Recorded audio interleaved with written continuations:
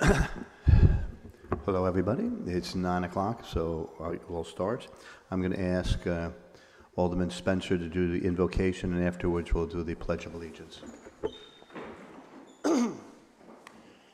Dear Lord, grant us a pure heart and a clear mind to do the business of the city. Amen.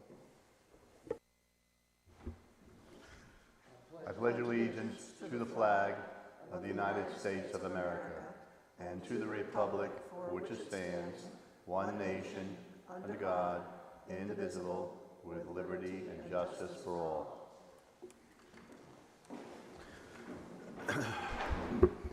And for those who are keeping count, Alderman Davis is having some issues post-surgery, and she's watching this live stream. So, I would entertain a motion to approve the agenda. We have a motion and a second. Any conversation? All in favor say aye, please. Aye. Unanimous. Thank you very much. And the first one is Parks and Rec Manager. Do you want to I just want to say this is the second part of orientation. This will be all the departments today, and what else would you have to do on a rainy day than listen to all of us, right? So we're going to go Park and Rec first, as Heather has a commitment and has to leave as soon right after, and then we'll take everybody else in alphabetical order. So you guys are up.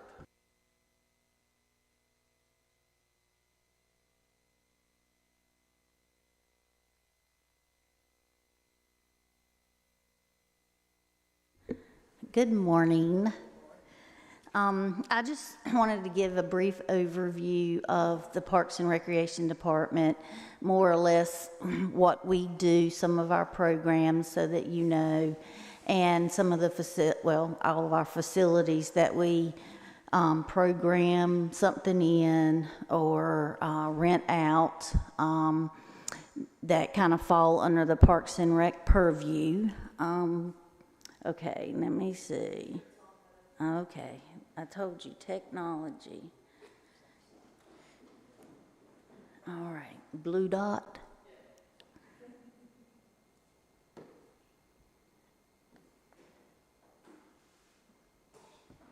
Yeah.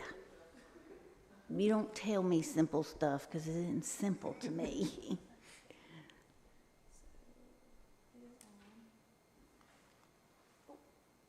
Which one did you make? That one. All right, thank you.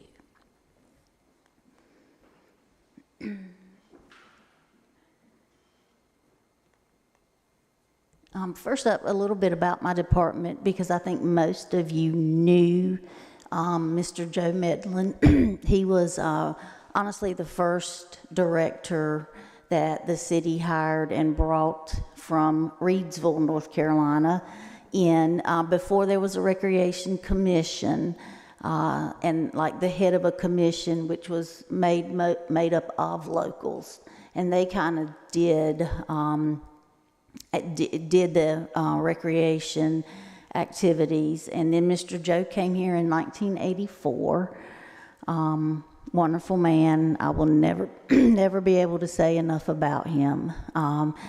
A lot of the programs that you still see today and that I will talk about, he started. And we have, our before and after school program. That's a pretty big program. Of course, when they're out of school, we have teacher workday camps, Christmas camp, winter break camp, spring break camp, and the Holy Grail summer camp. We do it when the kids are out of school and we're not off on a holiday, then we have the kids. Youth basketball, that's a big program.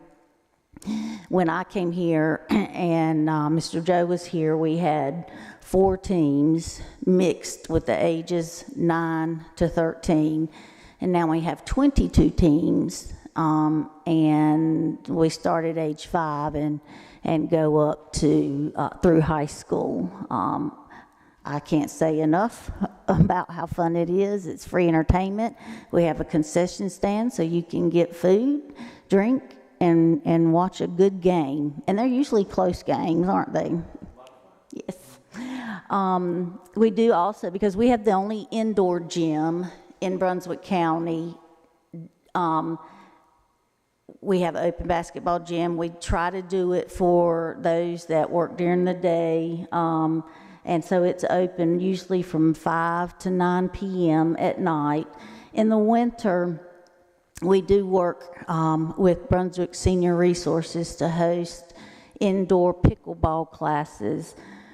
One of the challenges there, and I do not know the answer to, is it's great, but because we have basketball games in there, they have to pick the lines up every day.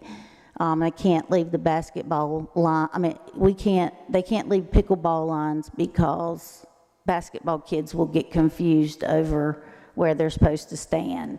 But there was a lot of participation in that. Children's tennis, we do a joint camp with USTA and then with the Brunswick County School System. This camp that we have in the summer has won 2 USTA awards for the innovativeness there. And it's kind of like STEM and tennis. So in the half of them are on the tennis court learning tennis, and the other half are dealing with like engineering and math and building robots and stuff like that. So it's a really good camp. Senior preventative exercise. All of these seniors activities take place at our senior building, which is located at Fodale, and I think I'll have a picture of that up soon. Crafts, we usually bring in somebody that's crafty that can help them learn new things. They do meet every Saturday morning for their coffee, and they love to play cards. We do once a month, we do a senior luncheon where we provide the meat, and they bring, their side dishes. And then, of course, we have our holiday luncheons with the seniors. Our fitness and sports kind of entails our martial arts class, core and body sculpt, and low impact aerobics. We do have ball dancing coming this spring at the JC building. And so that's one of the things with the addition of my 2 recreation assistants, thank you. They are going to be able to, or I can kind of divide them, and instead of us programming everything, Maureen and I, one of them will be towards fitness and outdoor adventure recreation. So we will be adding more to that. We've added kayak trips. Then our special events, some of these were started by Mr. Joe. Our Labor Day Crab Derby. It's always at the city dock. It's a great event. Children of children of children now are coming back and doing it. Our Captain Charlie's Kids Fishing Tournament, Mr. Joe started that, and we kind of morphed it into the same weekend as the King Mackerel. We have a Halloween carnival and hayride, with the hayride being the popular event. Supper with Santa's Elves, Polar Express movie, and Santa's Workshop. Those 3 we started, and then we morphed it into the event that's now Winterfest. And we always have our kids in the Light Up the Night Christmas Parade. Easter egg hunt, the 4th of July children's games. We've been doing those for years out here on the waterfront. We do the kids' pumpkin carving. Our concert series, we work with the community relations. We will be offering 6 this fall, starting in May, May. and we'll go 6 weeks, and then we will pick them back up starting in September. But they will be held out here on the Garrison lawn. We did pick up the farmers market for this summer at my department in community relations. So, we're planning on putting it kind of behind the gym in that area, kind of wrap around the art gallery. So we're excited to continue that. And then you see my outdoor kayaking trips. And then we do show movies on the Garrison lawn. Other than the Polar Express in the warmer months, we usually try to do one in the spring, one in the summer. We used to show Jaws in the summer. And then we would show not a scary Halloween movie, but usually one in October out here on the Garrison lawn. And here are pictures of my summer camp, if you guys can see. That's the tennis program I was talking about. We go everywhere, Jungle Rapids, swimming. This is our indoor basketball. Before he moved away, I used to get this gentleman right there, and he was his name was Brian Williams, and he was on the Phoenix Sun, and he lived in Carolina Beach for a while, so he would come over and work with the kids on that. But yeah, huge program. Kids love it. These are some of our senior activities. That's their March. What is it? Lucky Charm. The 17th. What day is that? Thank you. St. Patrick's Day. I think that's Provision Company reopening. I'm thinking kids. Shamrock. Yeah. And these are some of the holiday luncheons with the seniors and staff. 4th of July children's games always have a lot of people come out. As long as we're holding it, there's lines for days. They want the T-shirt, but they participate too. We do the traditional games, hippity hop, sack race, watermelon push. And here's Captain Charlie's. They can land some pretty big fish. And they get prizes based on the biggest in predetermined categories. These are our pumpkin carving. And I'm going to talk about facilities. You don't get to do these programs without having somewhere to do them at. So we have about 15 facilities and parks that fall under the Parks and Recreation. Obviously Franklin Square Park, the city gym, and the city pier. The JC building, if you don't know where that's at, that is on Fodell Avenue, right beside Northwood Cemetery.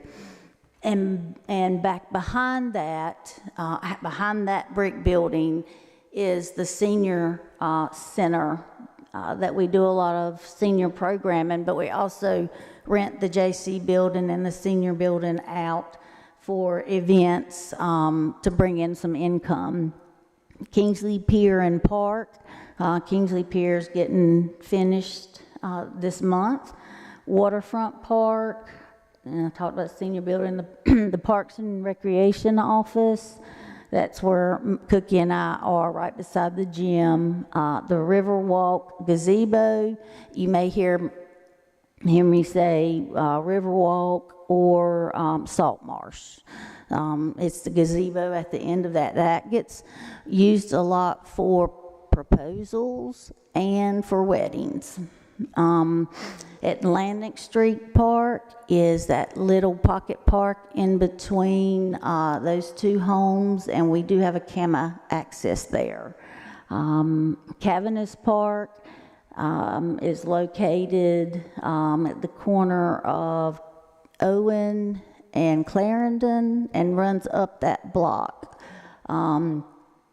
for those of you that are from here, it literally was right behind where A.C. Cavanis School was. Fort Johnston tennis courts right over here, and the playground. You should know, if you don't, we obtained this entire property, Fort Johnston, with federal parks to lands grant in 2006 when Sunny Point decided not to utilize this area. So the city wrote a grant, and we were able to keep it in the city and not have an outside entity run it. So many stipulations on the property because of its historical significance, but this does now belong to the city. Taylor Field Park, that's our new one. I hope you've had a chance to go out there and look at it. It's like this little hidden gem, I think, in Southport. City Dock, we lost it in 2016, but it was finally rebuilt in 2022. So we've got that back. And then you see Salt Marsh Riverwalk, Low White Park. We expanded Low White Park in 2008. Garrison Lawn is a great addition to our facilities. There's, you know, most people enjoy just sitting out there, but like I said, we will have concerts out there too, and kind of we work with the Maritime Museum and do joint programs too. So that's, Garrison Lawn's very popular. Keziah Park, which is, you know, right beside the library and the Indian Trail Hall. It's got the Indian Trail tree. Bay Street Overlook. Not sure if you're familiar with this one. It used to be a CAMA access, but because we had to, or the city had to kind of shore up the lift station there, we had to cut the step accesses out, so now it's just an overlook structure, and it's at the end of Lorden Bay, right? Lorden Bay. But it's beautiful to go sit out there and watch sunrises and sunsets. Kayak launch is coming. We'll talk about that in a minute. And then the 9th Street Park. When the city lost the 9th Street Park property, the owners were gracious enough to include in the sale of that land that we got a total of about 7 acres. So we do have about 7 acres. It's split by the road that runs through it, but we do have access to hopefully one day build an actual recreation center and surrounding athletic fields. So, And for those that have been here a while, that's the old Stevens Park, that's correct? the old Stevens Park, yes. We kind of own the area that was Howard Field towards the wooded section, not the developed section. The old dog park area? No, we don't own that. That far, okay. No, not that far. Literally, we go from, you know, Howard Field was the Majors Field, back towards Indigo.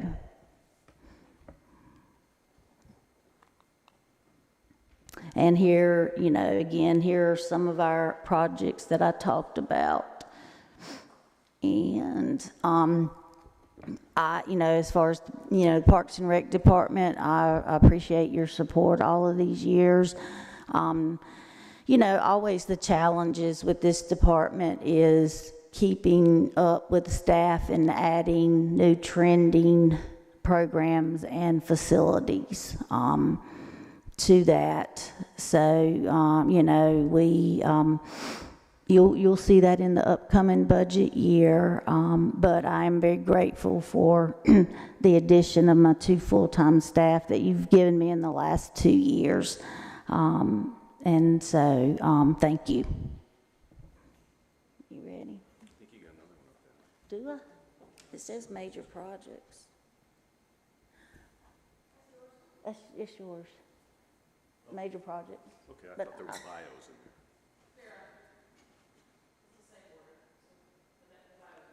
there. Those are next. All right. That's you. That's me. Okay. These are my, I graduated from NC State with a degree, a Bachelor of Science in Parks, Recreation, and Tourism Management. I am a Wolfpacker for life. I have 28 years experience in the Parks and Recreation field. 25 of those are with the city of Southport. I've been the director. Mr. Joe went out in 2002, so I've been the director since then. Certifications that I hold is the Certified Parks and Recreation Executive, and which both of these are national certifications, and then the Certified Playground Safety Inspector certification, which is why I'm having to leave today to go and renew that. You can't just take a test. You got to sit through a 3-day class every 3 years. But it's because playground safety changes, year to year. So now I'm going to click for you, but you're welcome. Thank you. Thank you, Heather. Click. Thanks, good morning. In the form of a short bio, I have a Bachelor of Science in Civil and Environmental Engineering from Clarkson University, which is way up in upstate New York near Canada. I've worked for over 30 years in the field of consulting engineering before I switched into the public sector for the last dozen years of my pre-Southport career. I was the Director of Public Works and the town engineer of Windsor, Connecticut, which is a town of about 30,000 just north of Hartford. In my 10 months here working as the city engineer, one of the city engineers, I focused on management of some of our more high-profile shoreline projects, development of our capital improvement program, and I've also worked on preparation of RFPs, RFQs, negotiating consultants' contracts, and various related tasks. You want to talk about Taylor? You guys are well aware of one of my favorite projects of all time is the Taylor Field Inclusive Playground. Our statement, we believe that recreation and recreational opportunities are every person's right. This playground will be a place where all the children and adults are accepted for who they are, not what they can and cannot do. This playground will break down barriers and bring people of all ages and abilities to come together to create a sense of community where everyone feels nurtured, valued, encouraged, and respected. We are healthier together when we are all inclusive. And this particular park we've designated it to go to Taylor Field in that open area within the track, the walking track. It will be one of the only inclusive playgrounds in Brunswick County, and really the only one designed like it is, where there are no transfer stations. It'll be totally accessible, all amenities by someone that is in a wheelchair or has a walking impediment. And the staff that we work with, and I cannot thank Bonnie enough for putting us in contact with Unlimited Play. That working and coming alongside them really has helped spur or taken that vision onto paper and real life. We are working on funding with grants. We have a luncheon. I think you all got an invitation to that in February to introduce the project to the public and make people aware. And the website under unlimited play, we have this is a live project, so anybody can go in and donate there. I'm excited. I mean, you know, theoretically it could be, construction could be 2 years away. I mean, you know, our goal is to get funding. We are writing and begging and pleading with every government official and every endowments, everything that we can. So you'll definitely, this will become a regular word out of our mouth.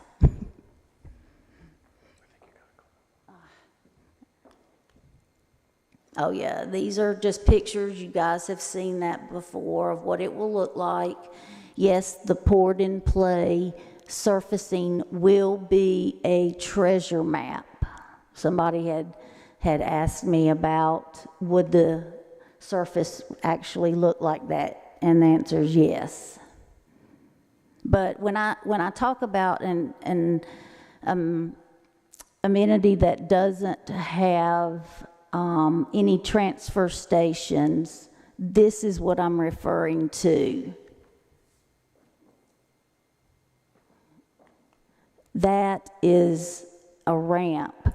So it's not like they're having to go one way and then transfer up. I mean, literally, they have immediate access to everything that will be there. You ready? Sure. A few of our more prominent projects that we're undertaking now. One is the Kingsley Park Pier repair. That project has been on our books for quite a while. We have funding from FEMA for its repair.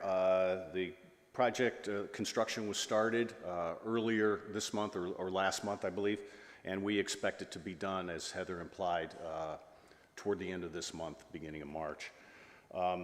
Also, another project that's long overdue is the inclusion installation of some of our dock slips at our city dock. The dock was repaired a couple of years ago, and right now we're undertaking the addition of, I believe it's 8 or 9 slips for some of our more emergency and governmental uses, as well as perhaps 1 or 2 for transient boaters.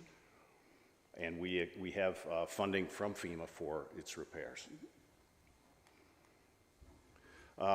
Another project that we're undertaking is the Yacht Basin Dredging Project, which some of you know about.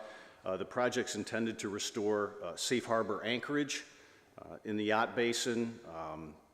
There has been significant silting and deposition in that area over the past 20 years, I believe, was the last time that it was dredged. We're currently working on or have completed survey and data gathering, permitting, grant applications, preparation of construction documents, as well as ongoing coordination with state and federal agencies. We have received grant funding for the project through the North Carolina Department of Environmental Quality. That's a 75-25 state match, and our current cost estimate for that project is about $2.8 million. Another project that's rather high profile along the area and it's received a bit of notoriety is our shoreline stabilization project. The planning for this project has begun a few years ago, and it continues to date with the hiring of consultants who've performed topographic and cultural resource surveys within the project area. We held a workshop before the board earlier this year where we discussed various ways to mitigate the shoreline erosion, as well as phasing and prioritization within the project area. And we're currently working with our consultant to evaluate and select stabilization options, refining the design scope and cost estimates for the project, and securing state and federal permitting. We do have a $5 million grant for funding of the project. That grant is set to expire June 30th of 2026. Another project that Heather alluded to was our kayak launch project. Constructing the kayak launch in the city is another project that is in our adopted capital improvement program for the current fiscal year. When the city sold the property that's the site of the current Morningstar Marina, it included access easements for the purpose of a kayak launch as well as other public uses. $141,000 has been awarded to the project through the North Carolina Department of Environmental Quality, and the city and Morningstar Marina are also obligated to contribute another $38,000 to the project. Permitting and final easement acquisition or preparation is currently underway, and construction is expected to begin spring of this year and be completed in early summer. Some of the other initiatives that we've undertaken are the adoption of the city's first ever long-range capital improvement program, which occurred in 2023. And as you probably know, having a capital improvement program allows the city to coordinate and prioritize our capital projects and weigh those priorities with our ability to fund those projects. Capital improvement projects generally include land acquisition, major improvements to public buildings, recreation areas, roads, and utilities, as well as the purchase of significant pieces of equipment such as fire equipment and things like that. And the capital improvement program will be adopted during our annual budget process. We've also developed a consultant performance evaluation procedure that will measure the quality of consultant performance that the city utilizes in preparation of a lot of its construction and study-related work. And the rating system will help determine if a consultant's performance is in line with the city's expectations.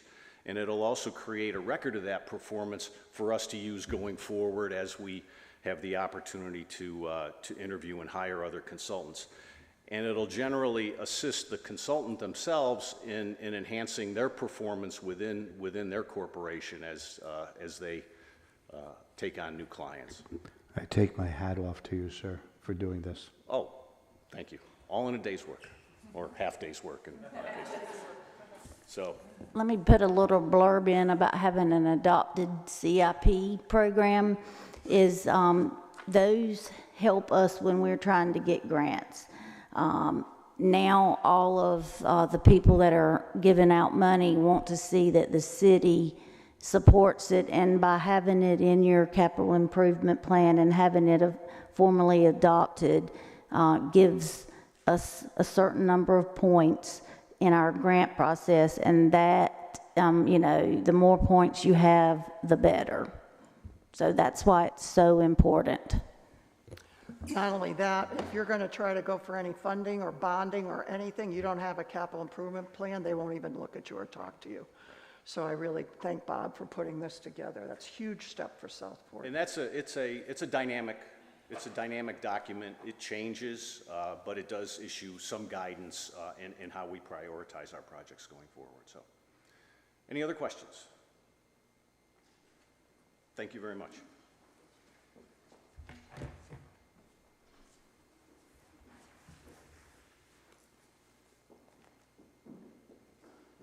One of the things you're going to hear from each of the departments is I asked them to put together challenges they're facing. So as we go into budget, you're not going to be surprised, but also as you put together your goals, you can start thinking about, we need to start thinking of what these departments need in the future, even if it's the next 5 years or so. Elena, you're up. How are you? Good morning. For any of those who have not been formally introduced to, my name is Elena Dale, and I am currently serving as the Interim Director of Community Relations. So the Community Relations Department, formerly known as the Tourism Department, is a bridge connecting the city to its community partners. Our focus is on fostering strong relationships with both the local community and the city of Southport. To achieve this goal, the department's responsibilities range from event planning and marketing to the efficient management of key landmarks like the Visitor Center and the community building. Why was this department formed? And the short answer is occupancy tax collection. While some communities allocate their revenue entirely to destination promotion, others divide it between promotion and tourism-related development, such as cultural infrastructure like the Fort Johnston Museum, and then destination enhancement projects. Can I ask you a quick question right there? Absolutely. Would the kayak ramp qualify for that? Kayak, that would fall under Parks and Rec. Okay, thank you. Yeah, absolutely. So how do we meet that goal? Various sort of ways. This department handles the Museum and Visitor Center, Southport Community Building, Indian Trail Meeting Hall, marketing the city as a destination, administrating the 4th of July, the City of Southport newsletter, special city projects such as the pole banners, decorating at Christmas, and hopefully updating all of our city signs, festival planning, filming, event execution, the cemetery committee, beautification committee, and then serving as a liaison to several important organizations here in Southport, such as the Southport Historical Society, liaisoning for the Center of Creative Arts, and Downtown Southport, Inc. So those would be things that would qualify? Yes, Thank and you. we currently do. Thank you. So how do we break that down by position? The Director of Community Relations serves as the overarching project manager for special city projects, filming, event planning, liaisoning for the Center of Creative Arts, Downtown Southport, Inc., being the staff member of the Cemetery Committee and the Beautification Committee. Assistant Director of Community Relations does event logistics, planning and execution, the Southport City Newsletter, marketing Southport as an event and destination, running the Fort Johnston Visitor Center and Museum, administering the 4th of July, and the liaison to the Southport Historical Society, and also brand new, summer markets, which we're very happy to be partnering with Parks and Rec on. The Community Building Manager is our newest position that was just instated last year. That position handles the community building, which includes contracts, the calendar of events, sponsorship forms, scheduling the part-time employees, and the maintenance of the facility. Indian Trail Meeting Hall, including contracts, their calendar of events, and then maintenance of the facility. We do have a couple of projects that we are hoping to work on in the coming year for both of these buildings. We had started talking last year about replacing the community building deck. We've gotten some more information on what we can and cannot do, and so we plan to move forward with that project in this next fiscal year. And then we also are looking at a potential Indian Trail Meeting Hall deck replacement. The back deck is the only wheelchair accessible way to get into the Indian Trail Meeting Hall, and it is starting to deteriorate. So we need to start taking a look at that now so we can fix it before it's too far gone. Other things that I just wanted to note that I feel is important for everyone to understand about the Department of Community Relations is that in some ways we may accidentally be the only part of Southport that visitors get to know. So when they come into the visitor center and they talk with our volunteers there, that may be their only time that they have a chance to talk with anyone from Southport when they're visiting, or get to know the local area, businesses, that sort of thing. And so the relationship between our volunteers and the public is extremely important, and we try very hard to thank the volunteers in any way possible we can. The Fort Johnston Visitor Center is supposed to have 37 volunteers at all times. Currently, we are down to 28. I am taking applications for anyone out there at home watching if you are interested in volunteering with us. And we truly could not do what we do without our volunteer staff. A lot of other museums rely on either part-time staff paying these people to be there, or even one full-time staff member who staffs it Monday through Friday, and then they have part-timers on the weekends. We are so fortunate that we are not in that position and that we have such an amazing volunteer base. Thank you.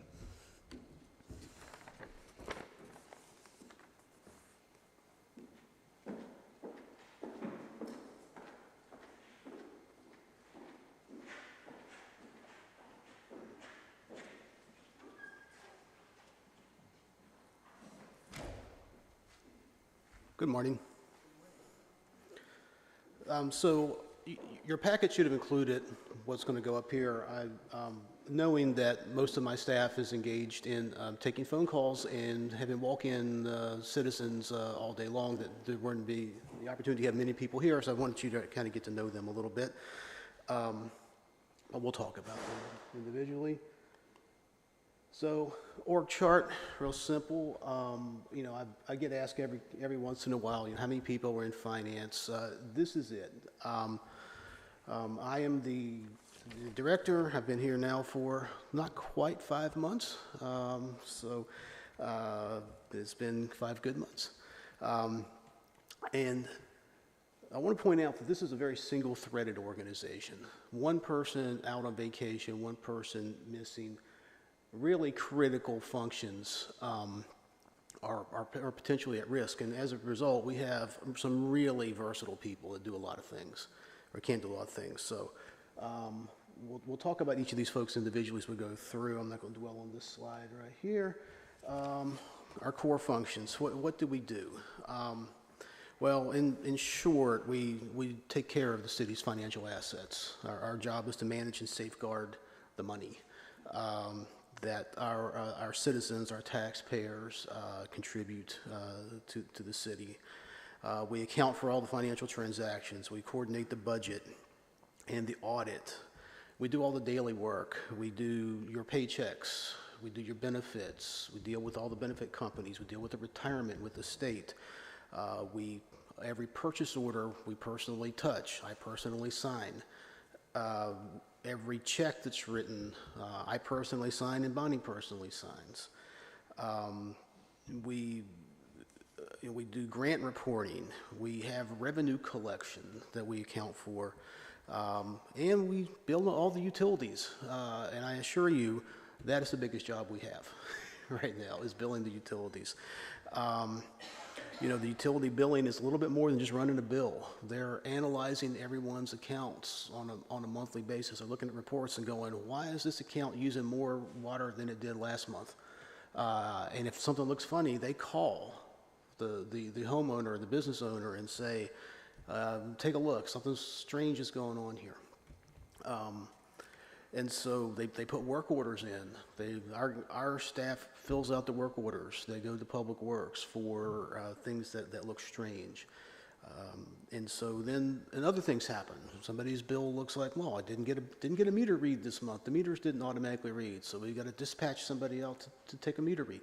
There's a whole lot that goes on with utilities that I think you should know. Challenges. I just mentioned the department is really single-threaded. We're going to have, I'm anticipating a couple retirements over the next couple of years, and these aren't jobs that people can just walk in off the street and do. And I think that one thing I would just like to impress upon the board, and you're probably hearing this from other people, is we got to get serious about some succession planning. You know, you can see what's going on now with the planning position. You know, it's been a long time. It's hard to find people to just to come in and do these jobs. You know, if we've got people that are going to be retiring in the next couple of years, we're getting to this time next year. I'm going to be asking you for some money in the budget to bring in a body to learn for a few months to transition into a job so that we can continue to safeguard the city's financial assets in an appropriate and professional manner. Culture. I'm kind of new to this sort of work, and I'm new to these folks, and I'm making some changes on a few things. And I've received no pushback on anything, but it's one of these things that in my personal opinion, the hardest thing that you can ask a manager to do is to change somebody's expectations, once those expectations have been established. So as we begin to evolve a little bit more and change some expectations, that is, that is one of the risks that we're looking at. Technology. You're going to be hearing from us on March the 4th in your board meeting, that we're going to ask you to approve some new financial software. The financial software that we have today, it's been around for 8 or 9 years now. I don't believe it was ever really implemented the right way. It's extremely difficult to use. Some of the audit issues that you heard about last week are a direct result of how hard this financial system is to work. We are lucky. We're in the League of Municipalities program with the new software product that they're paying for. Not only are they going to pay to buy it and install it, they're going to pay for us to have it for 3 years. And at the end of those 3 years, the bill we're going to be paying for it is about 1/3 of what we're paying today for the software that we don't really like. And then on top of all that, because what the league has experienced with other jurisdictions, other small towns, is that people aren't really ready for this new software. So they've got an entire accounting staff that they've contracted with, accounting firms, that they send in to help people reconcile their books and to make sure that everything is in working order and in tip-top shape when the new software goes in, so they're not putting garbage into a new product. So we are in line to get that assistance as well, for somebody to come along and take another set of eyes looking at our books. So I have been assured by the league that as soon as we get all the legal documents through the board and execute it, that we will be in short order. We're high on the priority list. So I just made final commitments to the league on Friday as to Friday morning as to which modules we're going to take, so I didn't waste anybody's time and money on this. So we're ready to go. So the next time we get together, I'll be asking you for approval on that. And then obviously we all know about the challenges, the funding challenges, the long-term replacement of the water sewer fund money that we're going to lose. And I just want to also echo Heather's not here right now, but if you haven't taken a tour of facilities with Heather, take a tour of facilities with Heather. I did that a week or so ago, and what the Parks Department gets out of the facilities they got is kind of heroic. There are some real investments that need to be made out there. We're going to need to find a way to do a funding program for these things. So I think that's a significant challenge that all of us face, not just the finance group. Current projects we're working on, you all know about the water sewer merger. We talk about that frequently. So, we are, for my group, we're working on the modeling out to make sure that we understand what's going to happen financially when rates change and when revenues go away. We're working on making sure that the assets that we transfer to the county, whatever those end up being, are properly accounted for. We're working on a revision to the budget process and the budget documents, and this is going to be an evolution. You're not going to see the end result this year, right? This is going to be something that takes a little bit of time. We've already made some serious changes with how we gather information from the departments. We're developing a narrative, if you will, to go with the last year you saw a bunch of numbers, and you're still going to see those bunch of numbers, but hopefully those bunch of numbers are an appendix, if you will, to a narrative document that tells the story as to what the taxpayer and the citizen gets for their investment in city government. And with that, that's going to be an evolution. We're working toward, an ultimate goal of being earning a Government Financial Officers Association budget award. That won't happen this year. We won't get it this year. But we will get it eventually.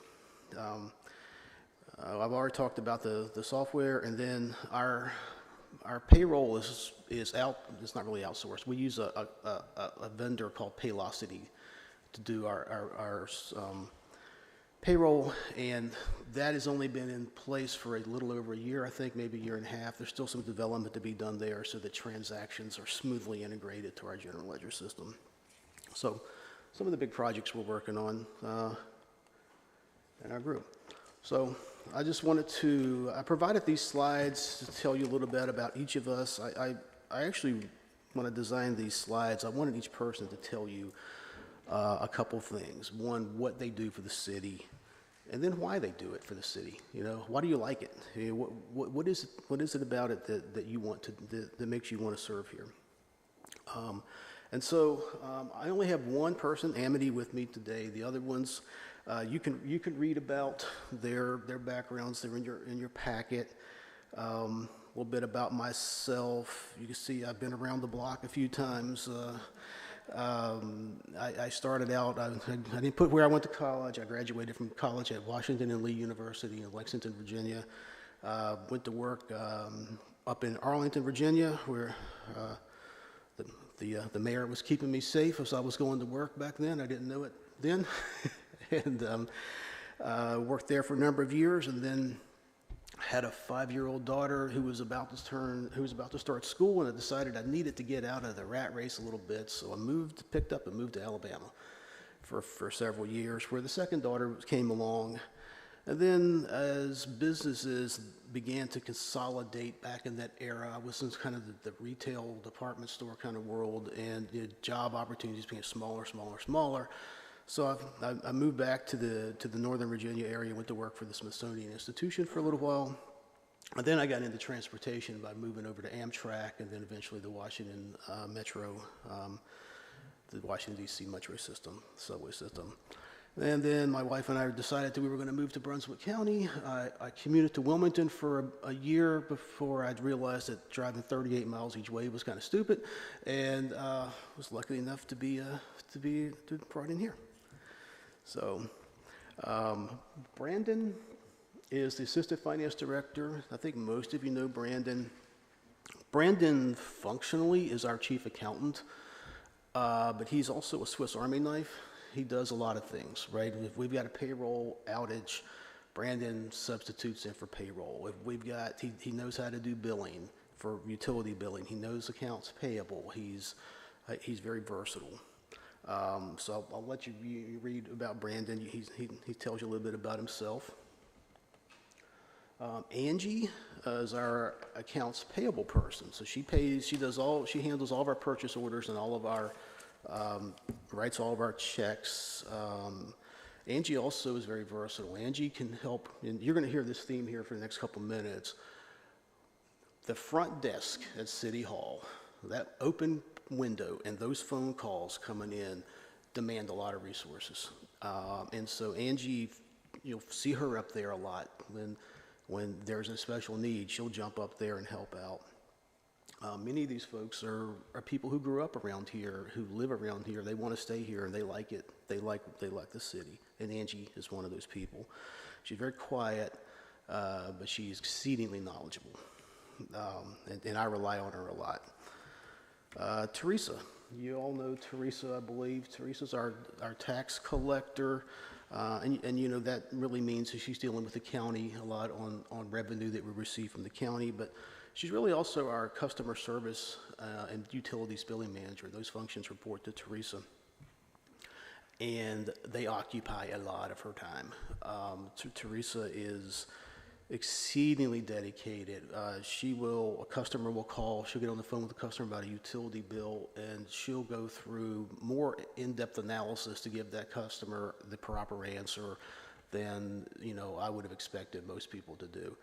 And so every day or every other day, she comes to me with a big whole stack of things and wants to talk to me about this customer. And, you know, she's gone back and done 3 years worth of research on their water usage and what does that mean.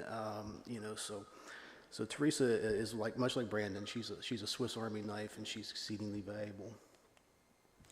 And I'm going to skip Amity for a second because she's here, and then we're going to let her come up and talk to you about her.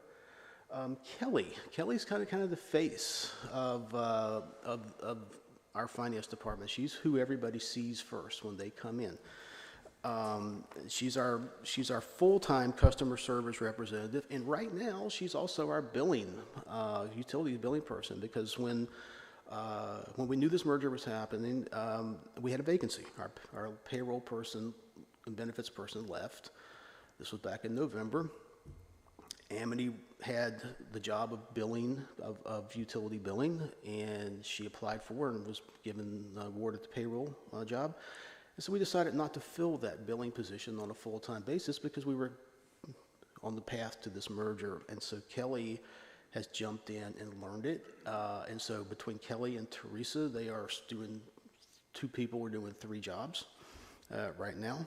And but Kelly is outstanding for those of you that I'm sure everybody probably has run across Kelly. So. And then we have 2 part-time folks that work 2 days a week each, and then they take turns working 3 days, so it's 3 and 2. I think they're both retirees from the police department, as I understand it. So Marilyn Stevens works 2 days a week, and then Joyce Cox works 2 days a week. They have roles that are very similar to Kelly's, but they're part-time. And that window is open from 8:30 to 5 daily. And then Amity, would you come up here and tell us about you? Because Amity was very modest. She didn't put something on her when she wrote hers. She didn't put something down that I added. So.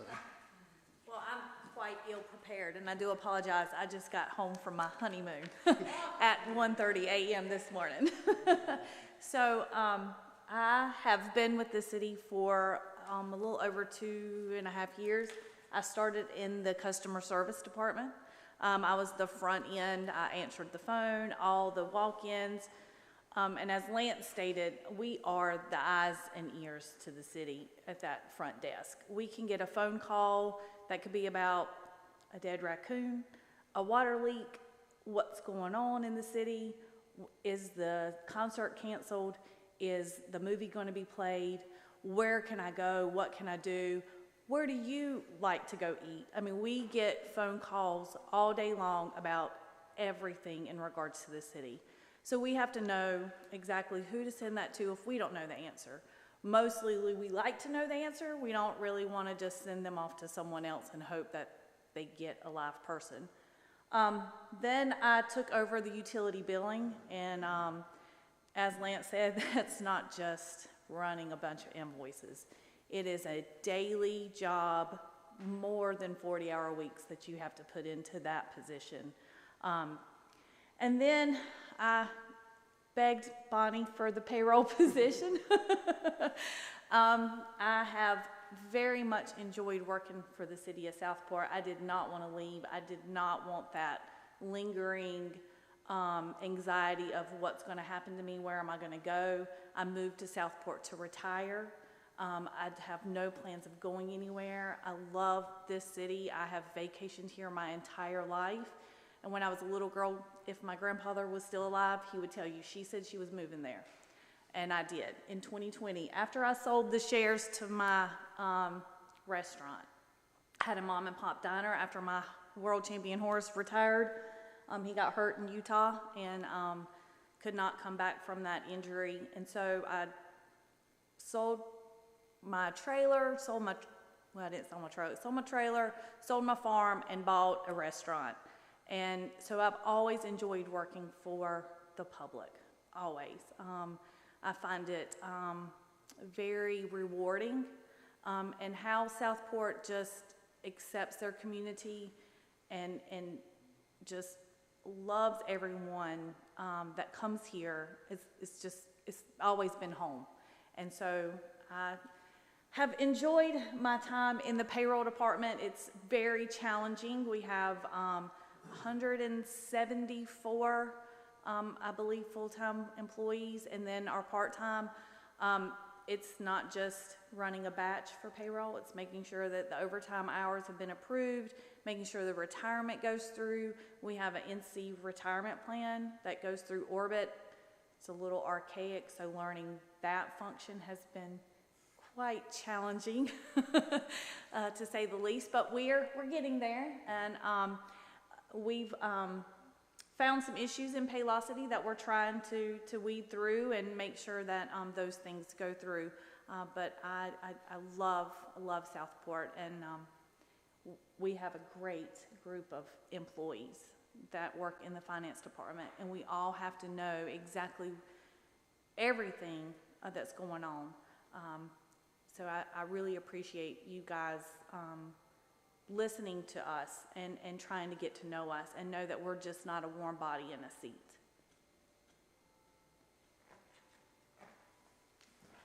Okay, thank you, Amity. And you didn't, if you didn't notice, she's a world champion barrel racer. And she didn't put that on there, and I gave her too much credit. She's only a 4-time world champion. I rode 5, so, you know, my fault.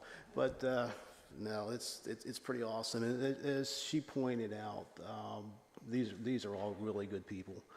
And I will just tell you, after I only haven't been here for just a short period of time, you know, I don't know, certainly don't know everybody that works for the city yet, but I'm really impressed with the people that the city has. I mean, you know, Elena was up here. I mean, the amount of balls that she's got juggling in the air at one time is just unbelievable. When you sit down and you talk to her about the things that she does, it's amazing. You know, I see Chief Drew over there.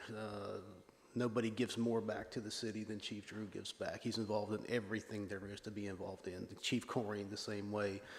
And, you know, Tom Stanley with, you know, his unique set of talents.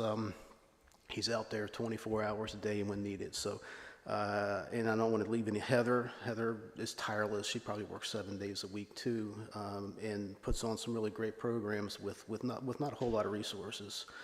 So Southport's really lucky they've got the folks that they've got. And with that, I will turn it over to the chief.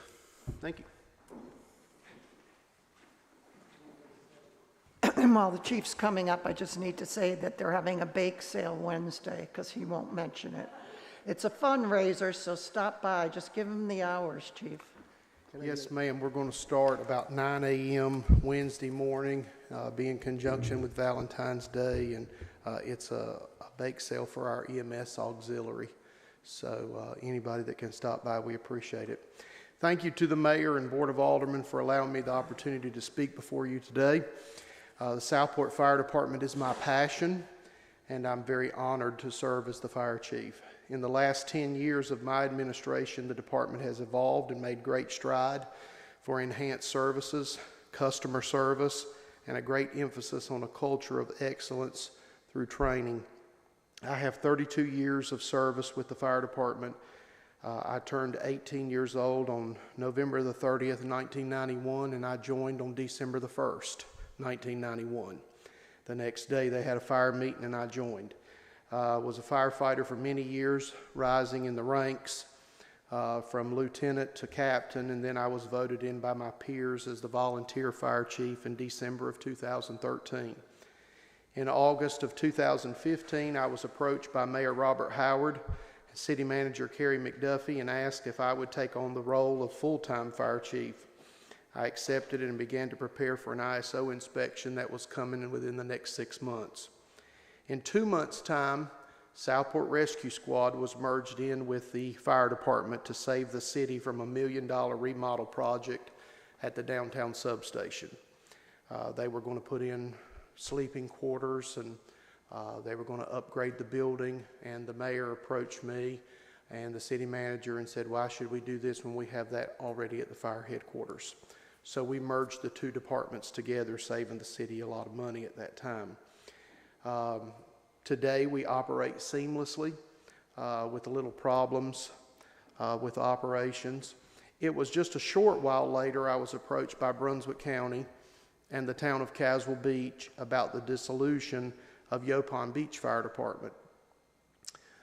It was a challenge, but we then worked to merge the fire members, the assets, the bank accounts, and the district into one district, and we now have a contract with Brunswick County for the rural district that they used to cover, and also for the town of Caswell Beach.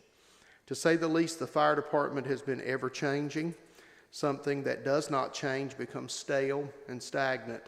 You can change to grow, to thrive, to have better services. Where there's no change, you die. And the fire department is ever evolving. Our core values are tradition, integrity, character, and dedication. I want to give you a quick overview today of operations of the Southport Fire Department, inclusive of a quick little history lesson about fire services. Today we're going to talk real quick about the history of the fire department. I'm going to give you some details about our district. I'm going to talk to you very quickly about insurance ratings and inspections, how the fire department is funded, and the services that we provide, currently our facilities and apparatus, our membership, and the current status that we have and the challenges that we're facing as a department. That's a picture of the first fire station. Southport Fire Department was founded in 1893. 3 companies were formed. A fire hose cart was purchased from the Wilmington Fire Department. It arrived on the WB&S Railroad right here on Rhett Street. Before there was a motorized fire truck that you see sitting outside, there was a horse that stayed in Franklin Square Park and that would back up to the fire station and be ready to be loaded up when the firemen arrived, when that bell on the top of that tower was rung. That bell was purchased in 1916, first fire alarm bell, to alert people that there was an emergency in Southport. So that's the first fire station. 1922, the first motorized fire truck was purchased and brought in on the same railroad. That's a 1949 Ford in front of the second fire station that was built in the 1940s. 3 bays and a very small classroom for meetings. This building that you see here was used from 1940 to 2010. This is a more modernized picture in the 1980s or 1990s of the facility. And we were in that building almost 60 years in the fire station. This building, the headquarters building, was built and we occupied the building in October of 2010. We've now been in the fire headquarters for 14 years. A lot of people say, well, why was it built like it is? Why is it so big? Why do we have it? Well, when you build a city or municipal facility, you're building it to last 75 to 100 years. When I'm dead and gone and all of you are dead and gone, that building is still going to be utilized and paid for in the city of Southport as fire headquarters. It was built for generations to come, and so we're very thankful. And in, I think, let's see, about 5 more years, I believe the building will be completely paid for. This is a picture of all the stations that we're running out of now. We have headquarters on the top. We have a small substation on Long Beach Road that we lease the building. This facility, although that is small, has really assisted us with our insurance rating on the edges of our district. The people that were on the edge of our district had no insurance rating until we put this building on Long Beach Road. It put them within 6 miles of a fire station, which gave them a rating, and it reduced their insurance greatly. So that's one of the main reasons why we purchased or we leased that building today. Chief, is that the reason why there was talk about putting a substation at the new Lowe's, so you could do away with that building and have it the substation there, and that would give them the fire rating service? Yes, sir. After our last insurance inspection, that was one of the things that had come up, was that we needed a more centrally located to reach the outskirts of our district. So the plan was to build a station at the Lowe's food area. The developer had promised to give us a piece of property, and then administrations changed and things happened, and the property never got deeded to the city. So we leased the building, and we get a very good deal. It's an old car wash, but we get a very good deal on the lease. And until we can find property at a reasonable rate or something, that's probably where we'll be for a while. Castle Beach Substation, we pay nothing for that. They let us lease that building. They pay all the utilities for us providing fire service, and we also receive all the fire fees from Castle Beach as well. And then the downtown substation is the other building. So we're currently running out of 4 fire stations, but not all of those are manned with personnel. And I want to make sure everybody understands how we're structured right now. Currently, headquarters, we have a full-time fire captain at headquarters 24 hours a day. He is supplemented by a full-time firefighter, so we have 2 people on fire engine. In case there's a fire, they respond immediately from headquarters. We also have at headquarters a full-time paramedic that's in a QRV that responds to all medical emergencies. Then we have 2 volunteer EMTs that sign up for shift pay that are in the ambulance 24 hours a day. And I'm going to talk to you a little bit more about that later on in this presentation. At Caswell Beach, we have 1 full-time firefighter 24 hours a day that is supplemented by 1 volunteer that signs up for shifts. So we have 2 firefighters there.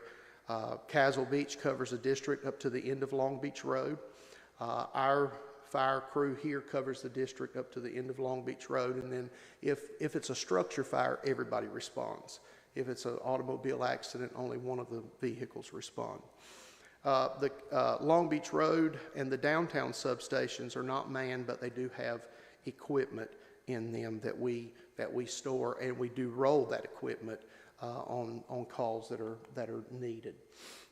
Just to give you a little bit of brief overview about the fire district, City of Southport Fire District, the city limits of Southport is 1/4 of our district.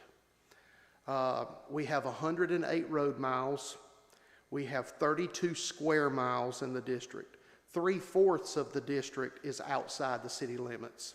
Now, the good thing about the way the fire fee is set up, and I'm going to talk to you about that, everybody pays.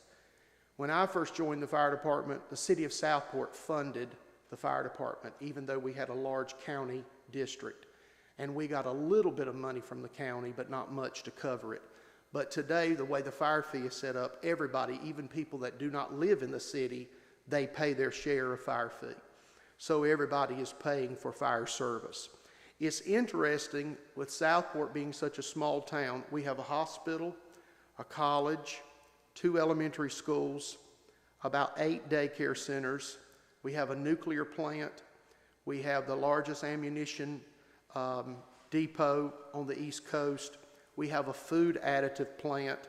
We have 2 ferry systems, 3 marinas, a large marina storage facility, over 600 commercial buildings. And when you think about the fire district, it's a population of 16,000 instead of Southport's 4,200 people. That population swells seasonally to about 40,000. So our fire district runs all the way from the waterfront on 211 to St. James city limits on Highway 211. It runs all the way to Boiling Spring Lakes district lines on 133 and 87, and we go all the way to Oak Island city limits on Long Beach Road. So that just gives you a little bit of an idea about our fire district. Just to talk to you briefly about our insurance rating through the North Carolina Office of the State Fire Marshal. A lot of times people ask me, what is ISO and how does it work? The North Carolina Office of the State Fire Marshal utilizes a fire suppression rating schedule to measure the major elements of a community's fire suppression systems and develops a numerical grade called a public protection classification. ISO assigns a rating from 1 to 10, with 1 being the best and 10 being the worst.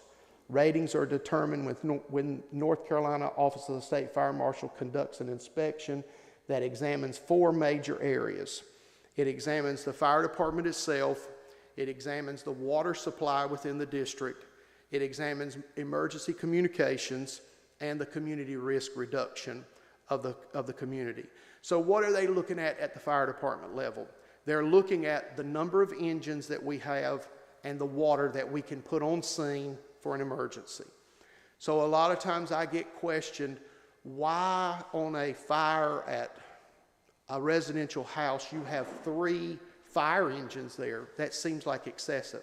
we're required to have 3,000 gallons of water, and each of those engines carry 1,000 gallons to keep our ISO rating. Why would you have a 101-foot aerial platform truck? Because we have so many 3-story residential structures in the city limits. When we get so many 3-story residential structures, they require us to have ladders and service companies. So all of this is dictated by the Office of the State Fire Marshal. Then they look at the equipment that we carry on the trucks. They look if we have a tanker at headquarters that has more than 1,000 gallons of water. They look at our response times, the number of personnel that we put on a call, our training hours. They make sure that we test our hose, our ladders, our pumps on a regular basis. They look at all of our maintenance records. And so it's a fairly big undertaking when we have an insurance inspection. And we are due for an insurance inspection in the next 18 months.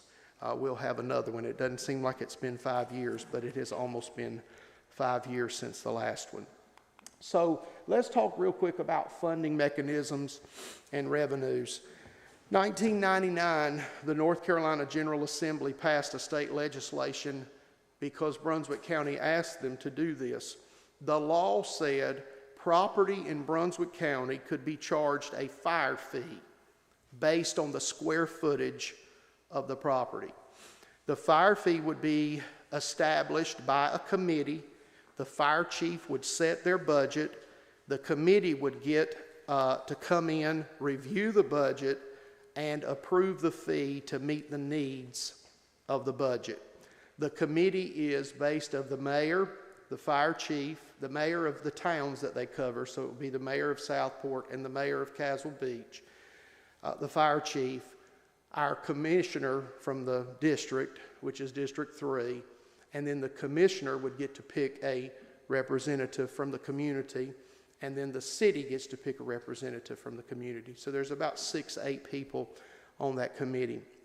Since 1999, and I really want to drive this point home, 25 years, the fire department has been funded completely out of the fire fee, with revenues of donations that we could get. No ad valorem taxes have funded operations of the fire department. And I hate to bring this up, but this is getting to be a not so sustainable model because the legislature and the county commissioners are saying they're not going to allow us to raise the fire fee any higher than it is right now. Speaking of that, Oak Island, a neighboring department, they receive their fire fee, which is more than Southport's fire fee, and their town supplements the fire department by $2 million. They give their fire department $2 million worth of ad valorem taxes. The town of Leland receives their fire fee, and their town is supplementing their fire department to the tune of $8 million. Now, I'm not talking about that Southport is going to have to supplement us with $2 million or $8 million, but I'm just putting this out there. This is one of our biggest challenges, that we're getting to the point to where our funding mechanism is not going to be sustainable. Now, can we operate with our personnel within our budget? We have for 25 years. We are paying personnel costs, but where we're starting to see a lapse, where we're starting to see a problem, is with capital expenses, with financing fire trucks, with financing equipment. That's where our biggest challenge is. We're running 5 to 10 years behind right now on equipment. So we do have a major challenge there. We cannot continue to operate within the fire fee that we collect because of inflation, the economy, the cost of living has pressed us for the last several years. Funding continues to be a hot topic with no solution in sight, but I'll keep you posted about this, and I'll talk about this some more at the end of the program. Sir, can I Yes, just yes, ask sir. you a question here? For clarity, for anybody who might be watching this, and when the city provided more FTEs to the fire department in the last 2 years. Those, are you saying the city did not pay for those positions? No, sir. All of our personnel is paid for out of the fire fee.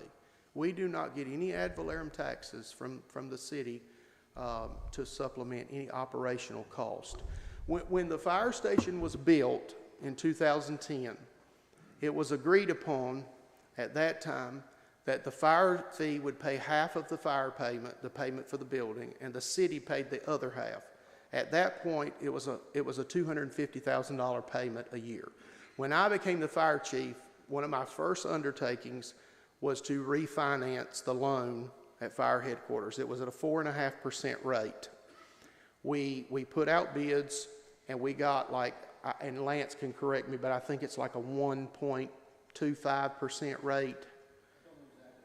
I would love to have that rate on my house. I would love to have that rate on anything I finance, but you know how that goes. But we dropped the payment considerably. The payment was only $130,000 a year compared to $250,000. So the fire department continued to pay $125,000, and the city pays the other $5,000 of the payment. So we greatly reduced the city's expense on the payment of the building. Well, I have to apologize because during that whole conversation, I was under the impression that we had to raise our tax rate. That was the impression I had, if we were going to give positions to you and the other positions in the city. It was never bifurcated that the other position in the city would cause the tax rate to go up and the fire department positions would not. We have done a very good job, and I'm not tooting my own horn, but we have done a very good job of operating within our funding mechanism and not having to borrow. 25 years we've done that. The full-time positions that we have 17 full-time positions today. Those full-time positions on the fire side are completely funded out of the fire fee. The only position that is not funded out of the fire fee is the paramedic position. The paramedic and the EMS captain. Those are the only positions that are not funded out of the fire fee. I guess my suggestion is, because Mark is getting older, to remind him that the next time we go into a budget cycle, that you remind us of that fact, and so that we get it out there to the people as well. So that was part. I guess that's what part of my brain was. The paramedics are separate from the fire fees. Exactly. Yes. So the equipment is correct. That would be the equipment for the paramedics, the training, the personnel, all of Yes. that is a separate line item. Yes, that that is, comes in out of fact, the EMS budget now. That is and correct. that is not to be confused with the fire budget. Right, which was not, when back in 2016, when Southport Rescue merged into the fire department, at that point, the fire fee was covering that. Under Mayor Hadom's administration, when Gordon Hargrove was the city manager, we depleted all of our reserve money. We had a surplus of reserve money, but funding EMS depleted everything that we had in reserve. And they saw that and they said, we need to separate the budgets. We need to do something so we can make sure that, you know, we're funding EMS. So that's when we used to give you the city government, would give you $35,000 to run a $250,000 program. Right, And you took the $900,000 down. right. Okay. Yes, sir. Thank you. That's correct. And I do just want to add, so I sat on the fire fee committee for the last 2 years. I was the appointed representative for citizens of Southport. Chief Drew has done a fantastic job working within the fire fees. I do want to mention, we just maxed out the fire fees 2 years ago. So we are now at the max position, but we just got there. So Yes. it had been slow, incremental increases over the last 25 years. But we maxed it out 2 years ago. So I'd be interested to see, now that we have maxed that out, as you continue to work through budgets, how that works for us. And then with the citizen representation, now that I'm elected, I will not be sitting on the fire fee committee this year. So that, I just wanted to share that with everyone. But the gross amount of money that would come into you via the fire fee would go up every time a new structure is built because of the square footage. Yes. Last year, we didn't increase the fire fee, but our budget numbers increased by about $50,000 because of the building in our district. But we couldn't increase the fire fee anymore. Right. It was maxed out. It's maxed completely. So I believe it's a Yeah. state statute that Yes. maxes it, as I Yes. understand it. Yes. So now that it is maxed out, we can't go any higher with the Right. fire fee without going back to legislature, I guess, to make that change. And And Go ahead, I'm sorry. And the first year that I sat on the fire fee committee was the year that the EMS was broken off from the fire department. So there were some line items in the budget that we didn't quite understand that initial break off. But after last year, I think it made a little bit more sense seeing that. And historically, I mean, what we have been doing is we've been taking the money that we had funded volunteer positions, because volunteers are starting to back away. We're taking that and moving it over into full-time positions, and that's how we're balancing that in our budget. And that's what we've continued to do. So just to talk real quick about services that we provide, we do fire suppression, we have an EMS paramedic program, we do rescue and hazmat, water, river, and ocean rescue, fire prevention and code enforcement, and we do an array of community relations things because we really push community service and to be visible in the community. Just to talk to you real quick about facilities, apparatus, and members, this was apparatus that we have at 4 stations prior to surplusing some of this equipment, because this is a lot of the equipment that we obtained from Yopon Beach Fire Department merger, and since that we've greatly reduced our fleet. Just to give you a brief overview, at headquarters we store 1 engine, a tanker, a 101-foot platform, 2 ambulances, our rescue and service truck, a boat, the paramedic QRV, and the brush truck, and we have sleeping quarters at headquarters. The downtown substation has 2 engines, an ambulance, a boat, and a meeting space. Long Beach Road, we store 2 engines there.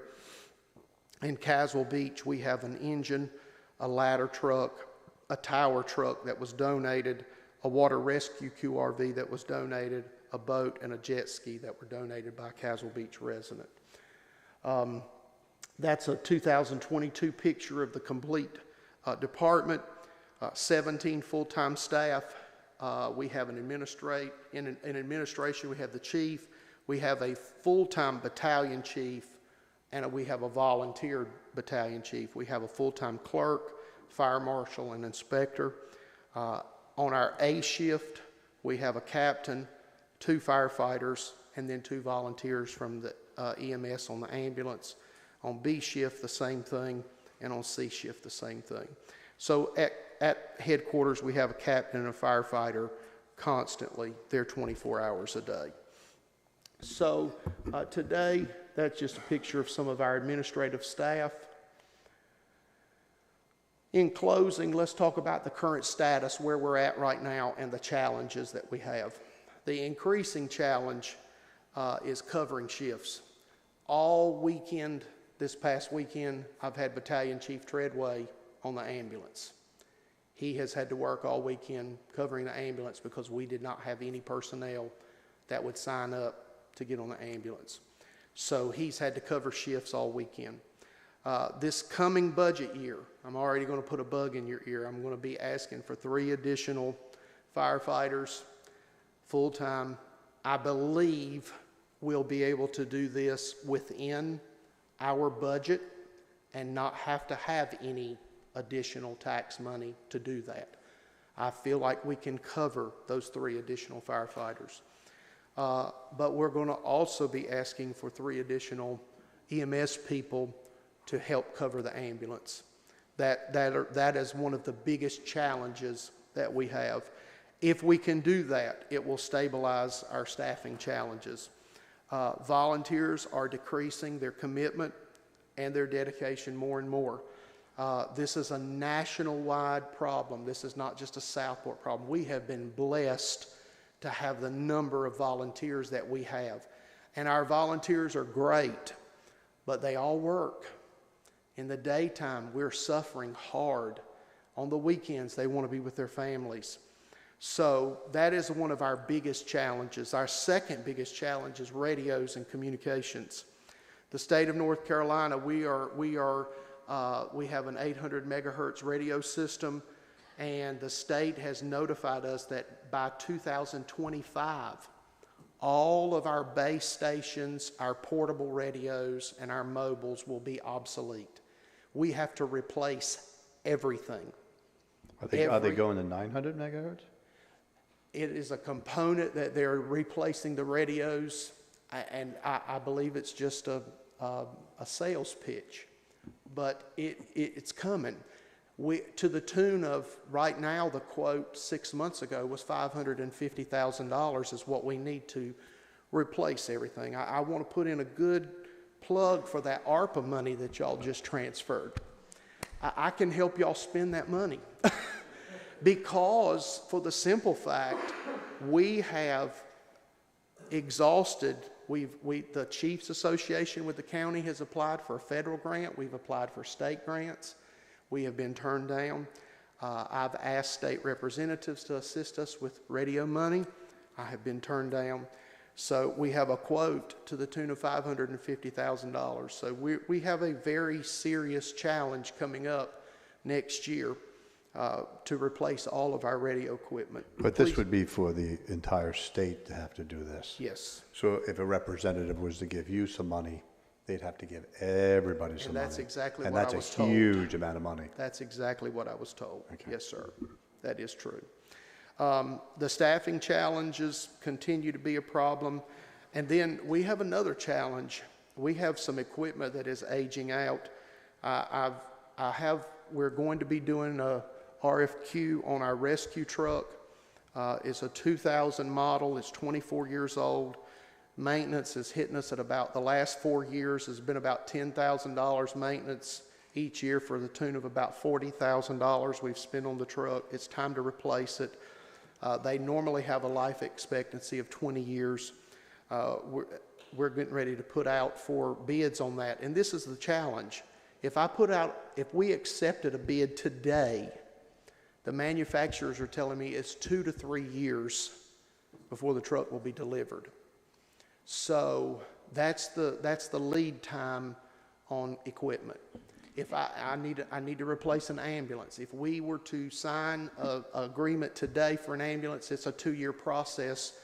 So that's why we've got to move on some of this. So I'm going to be bringing some of this to you for your approval in a very short time. Chief, who does the maintenance right now on these trucks? The city garage, if they can handle the maintenance. That's just routine maintenance. If there's anything that they can't handle, then we contact C.W. Williams in Rocky Mount, North Carolina, comes here, or we take the trucks there, which is very expensive. Does the city bill the fire department for the maintenance? No. Okay. We pay for the equipment. We pay for the parts, but we don't pay for labor. Because we are a city department. Did we put a firefighter in there as one of the garage employees? Yes, we did at one point, but he has since resigned, and we didn't replace that. Chief, Yes, sir. why so long on the obtaining the truck? Why does it take 2 to 3 years? This is just the automobile industry. all of the manufacturers that are building fire trucks. I just came from a Chiefs conference 2 weeks ago, and everyone I talked to, that's what they're telling me. They're telling me it's out 2 to 3 years. They have a large demand for trucks. They're building them as fast as they can, but it seems like it's getting longer and longer. The last 2 fire trucks that we purchased, they went over the contract by 6 months. So when we got ready to do our tanker, we put it in the contract that if they do that, they have to pay $100 for every day past the contract line. We got it on time. So we had to put that in the contract, though. Who are the major suppliers? I'm sorry, I didn't. Who are the major suppliers of the trucks? Who builds them? Well, we've gotten 3 people that have come in, 3 companies that have come in: Pierce, Rosenbauer, Atlantic, Emergency One. That is some of your major suppliers for fire trucks. And we've had each of them come in and talk to us about this rescue truck, and we've been working out a spec to be able to put out for RFQ. I suspect that the frame just comes from one of the major manufacturers, and what's costing us, what's taking so long is the actual outfitting of the truck itself. Some of the manufacturers make their own chassis. Some of them purchase from other companies. So it just depends on what chassis that we decide to put in the spec and go with. I've noticed that the manufacturers that make their own chassis, they have a little bit of a quicker turnaround time. Chief, Yes, ma'am. looking at financing and in the future, I know Southport and Caswell Beach are two municipalities in yours. Are there other municipalities in your fire district? No, that's the only That's two it. municipalities. And then the rest is county? We have two rural county districts. And so it would, have you ever approached I think if we're going to be talking about giving you extra funding based on, really, I think it's based on the amount of structures and whatever in our community, then it would seem to me that we would approach the county for accountability, the same accountability that we would be applying to ourselves and maybe Caswell Beach. Would that make sense to you? Yes, it does make sense. And I would hope that that would happen, but I'm not foolproof on it, you know. Let's see, I think the last two challenges that we're facing is, of course, salary challenges. We do need to be in comparison with other agencies, and I believe that you've got something coming up next month on your agenda about that, and we appreciate that very, very much. And the last challenge that I see is capital expenses. I feel like the fire fee will be able to handle the operating expense, the personnel expense of having full-time employees, but I think we're going to need assistance with capital expenses is where I think we're going to really come down to needing some assistance with going forward. Chief, can I ask you a question about Sunny Point and the nuclear power plant? You have MOUs for mutual aid to those two locations. That is correct. And in the pecking order of who's the next up for the first response of the mutual aid, are we number one or are we number two for those? We're number one for the nuclear plant and Matsu. We've had a mutual aid agreement with Matsu since 1954. Right, I've seen that document. I just renewed that this past week. So my question is that, and you don't have to give me an answer now.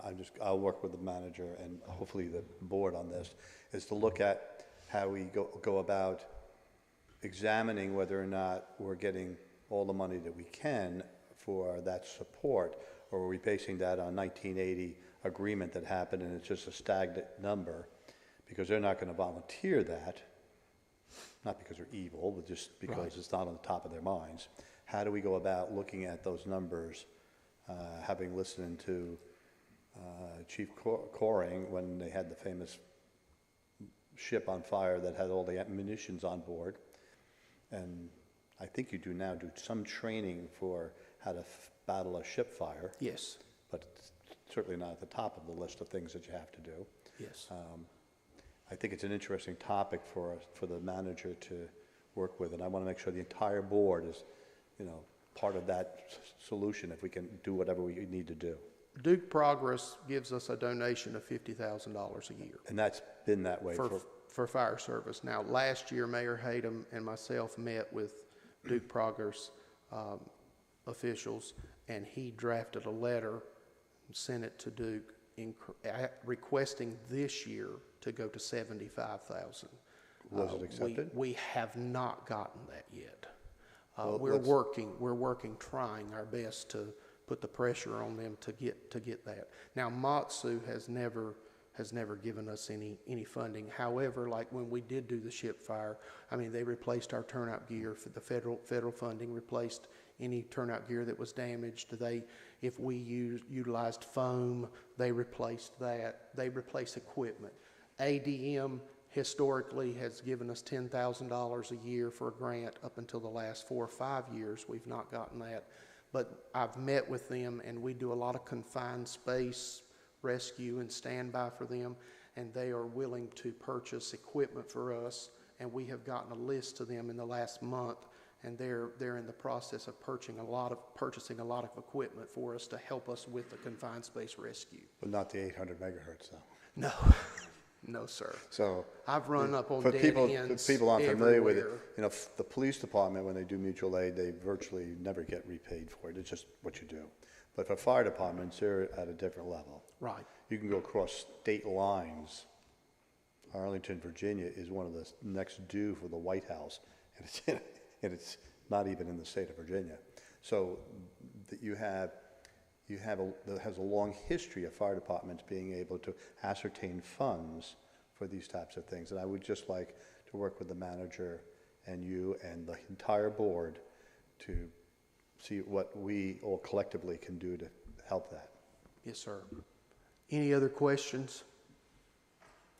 Thank you so much.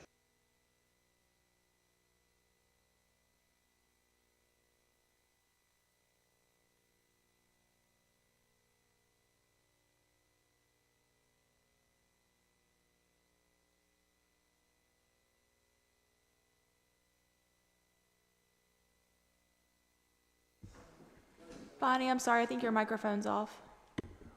So Ms. Fortuna was hired on September 20th of '22, and she's been with the city since then. She's got 32 years of experience in HR. She held her first HR position in '92, and she relocated to Northern California, where she spent 18 years in the HR business and private sector, and then moved back to North Carolina.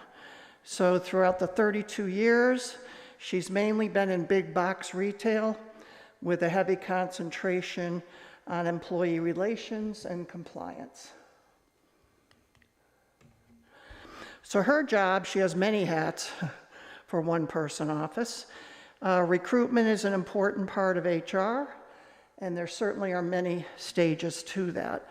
Patty was the one that, when I first got here, asked that we go to you to get the software NeoGov, and it has been a huge improvement. I've heard nothing but excellent things from the candidates who have actually used the system. It's all automated. It's pre-boarding and onboarding and off-boarding, and it's all done through the software. It is awesome. And Patty is the one who's been in background trying to learn all that, and we finally have it so that it's working really, really well.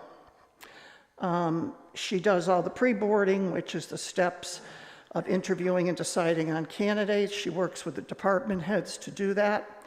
They do background checks. Onboarding is getting the employees back to working, hiring new hire paperwork, all the benefits, policies, sign-offs, all of that. And then when someone leaves the department or employment with the city, she instituted a whole exit interview process, which has been wonderful for feedback. Southport never had that. So we know how we can improve with keeping our employees. She does a lot with performance management. For the first time, we have an evaluation system that the department heads and supervisors actually like using, and it's been very thorough. We never had that before. We never had anything with how to handle disciplinary matters. So there was nothing in anyone's files, and Patty's worked very hard to do that and get that in place. We've had a lot of training with supervisors. She helps them in how to put it together and how to write everything down and document. She's entered the employee engagements where employees are asked what is good about your department, what needs work, and we have those in writing so that we ensure there's an open line of communication and all employees have a way to give us feedback anonymously. Compliance is another ongoing process. It's also one of the challenges because there are no records. We just ran into this with the job study. You're going to hear the job study results in March. And when we went to implement and talk to the consultant about rewarding the number of years people worked here, we have no records. Not one piece of paper, no resumes, nothing. And so Patty has had to recreate an entire department, and it's just baffling. So it's very hard for the consultant and us to implement it because we have no records of when somebody got certification, somebody came on board. So Patty has really had to put that all together. She's done a great job. Compliance, policies and procedures. She updated the entire employee handbook and got everyone to sign off on that. She does all the training and development. We use NeoGov to do that, but also she's done a lot of the training. And it's really been excellent for the department heads. Employee relations, she's busy up there all day with people coming and going. And she's also a support partner going around making sure employees know she's there for them. So as I mentioned, the projects, she has NeoGov, which has been implemented successfully. The class and comp study you're going to hear on March 4th. She's working with a committee to establish employee recognition programs. So we'll be probably coming to you, I would say in the next month or two, just to give you an overview of what we're going to implement. And also, as I mentioned, employee records. Some of the challenges that she wanted me to bring up to you is being a department of one is a huge challenge. I mean, what she's got to do and work with every single department by herself is not something that she should be doing on her own. And then the lack of compliance in previous years has really, it's causing problems. And I don't know how we're going to be able to rectify years of no records whatsoever. And she wanted to make sure, this is very important to her, that her mission is important, as it should define the purpose and values of every department. And with employees being our greatest asset, we should strive to ensure they feel valued and know their voice is heard at all levels. And Patty does a really good job with that. Questions? Cheyenne, you're up. Let me ask a question here. Sure, Frank. I'm getting a big headache. Yeah. Looking at this and going and putting my old hat back on. I know. It's too small. To do all this and not have any records or anything, I would have 4 or 5 people to do that. How in the hell does this get done? In essence, what she's doing is building a whole department. Correct. Because nothing was there. Correct. And that, I don't know how we've avoided a minefield with what she's having to bring us up to speed. That's a literal nightmare that she's trying to handle. Now, I've only had a couple of conversations with her, and that initial conversation says, this person is very, very, very good. I'd love to have had somebody like that or a couple people like that in my tenure doing various and sundry. But this has got to be about a 100-hour week job. And she's had to learn municipal government because there's a lot of different rules. It's not like the private sector. And, you know, actually Southport's pretty lucky they were never cited, because if any of these federal agencies ever came in here and did an audit before Patty, you never would have, it wouldn't have passed. I don't see how in the world we've gotten away with what we've got. Like I said, it's a minefield. Yeah. Is this, do you think an additional position is something that might be needed in this next budget cycle? Well, it's something I'll work with Patty on. I mean, I had already told department heads, don't come looking for new positions because you guys were very generous last year and we have budget challenges. But certainly I also feel as I did last year, that if people are desperate, we need to really make our case, and then it's up to you guys to decide. So I'll be working with her to decide if we do hire a position, what's it going to be, what's it going to do, where are you going to put them? There's the other problem we've got. We have no space. You make a very, very valid point there. Response time on something like this, and when you're talking about people issues, people want something as quickly as possible because it could be very serious depending on what the situation is. One person trying to handle all that, she deserves more than a hearty handshake. Yeah. How we ever got through all these decades without ending up in federal court is just spectacular to me.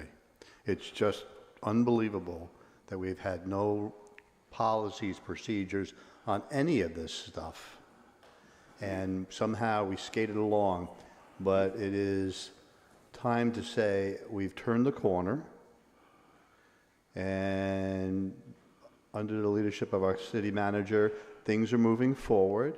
We hired a professional HR person, obviously a superior HR person, who's putting this together. So we are moving forward. So as much as I've been depressed over the issue about the lack of rules and regulations, we're on the right foot going forward. You know, a lot of times you see something like this, and there's a lot of people saying, "Yes, Your Honor, to the best of my knowledge." I mean, we have been beyond lucky. Yes. The only other quick thing while I'm up here too, I do want to say that the department heads, I will say for them, that what Patty's been able to do to assist them has been immeasurable. She will drop everything and hat if they have any questions, concerns, disciplinary matters, hires, whatever. She is there for them, and the policies and procedures are ones they've never seen before. The evaluations, she's been unbelievable. She really has. How is she and her department funded? Where is the source? Oh, it's general fund. General fund. Parts of it gets split again between electric and water sewer. Yeah. But majority is the general fund. And then I'll make one other pitch before I sit down. City Hall. Something's got to be done. We're on top of each other, and we've got to do some renovations. I know the Chief Todd will be talking about the need for the police station, but we've got to do something with City Hall. We either got to renovate it with them here, police in the building, or whatever, but I'll come to you during budget time with a funding source to do that, but we got to do something. Now, you can come up, Cheyenne. Cheyenne, I'm going to take a 5-minute recess. That's okay? Thank you.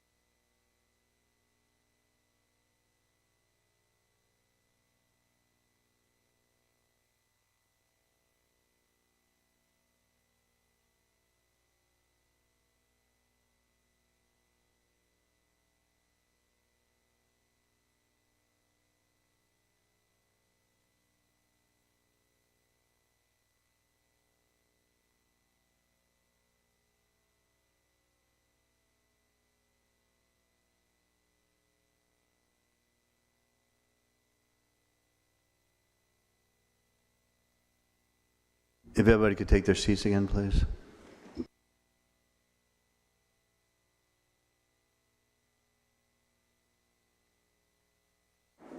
Now you're up, Cheyenne.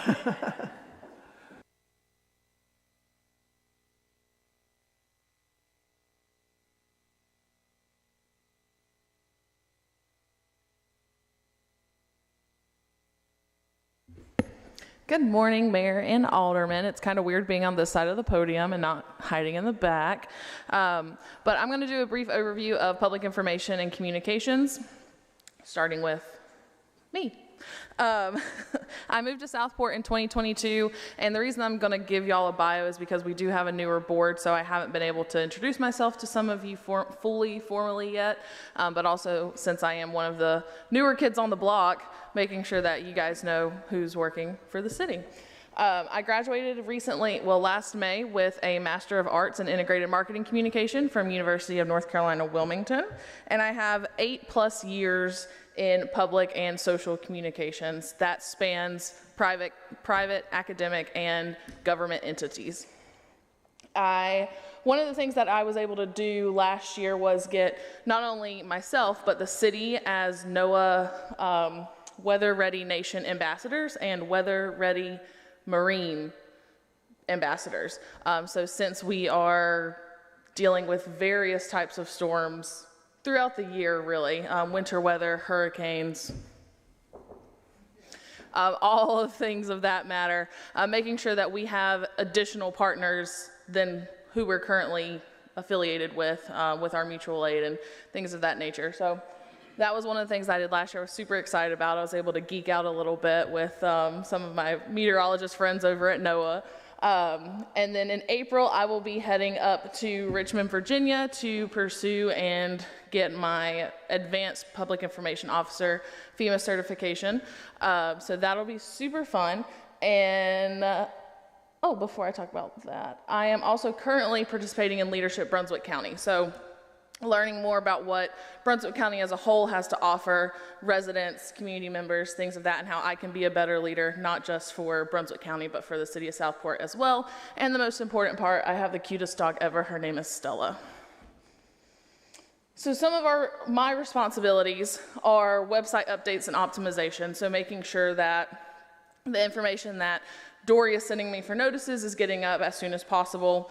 Also, different department websites, I manage those as well with the help of Elena. So one of my favorite metaphors to use for us is a mullet, business in the front, party in the back. So all of the business stuff that takes place on the website and social media, I handle that. And then the event marketing, the more fun things, that's done through Elena in the community relations department.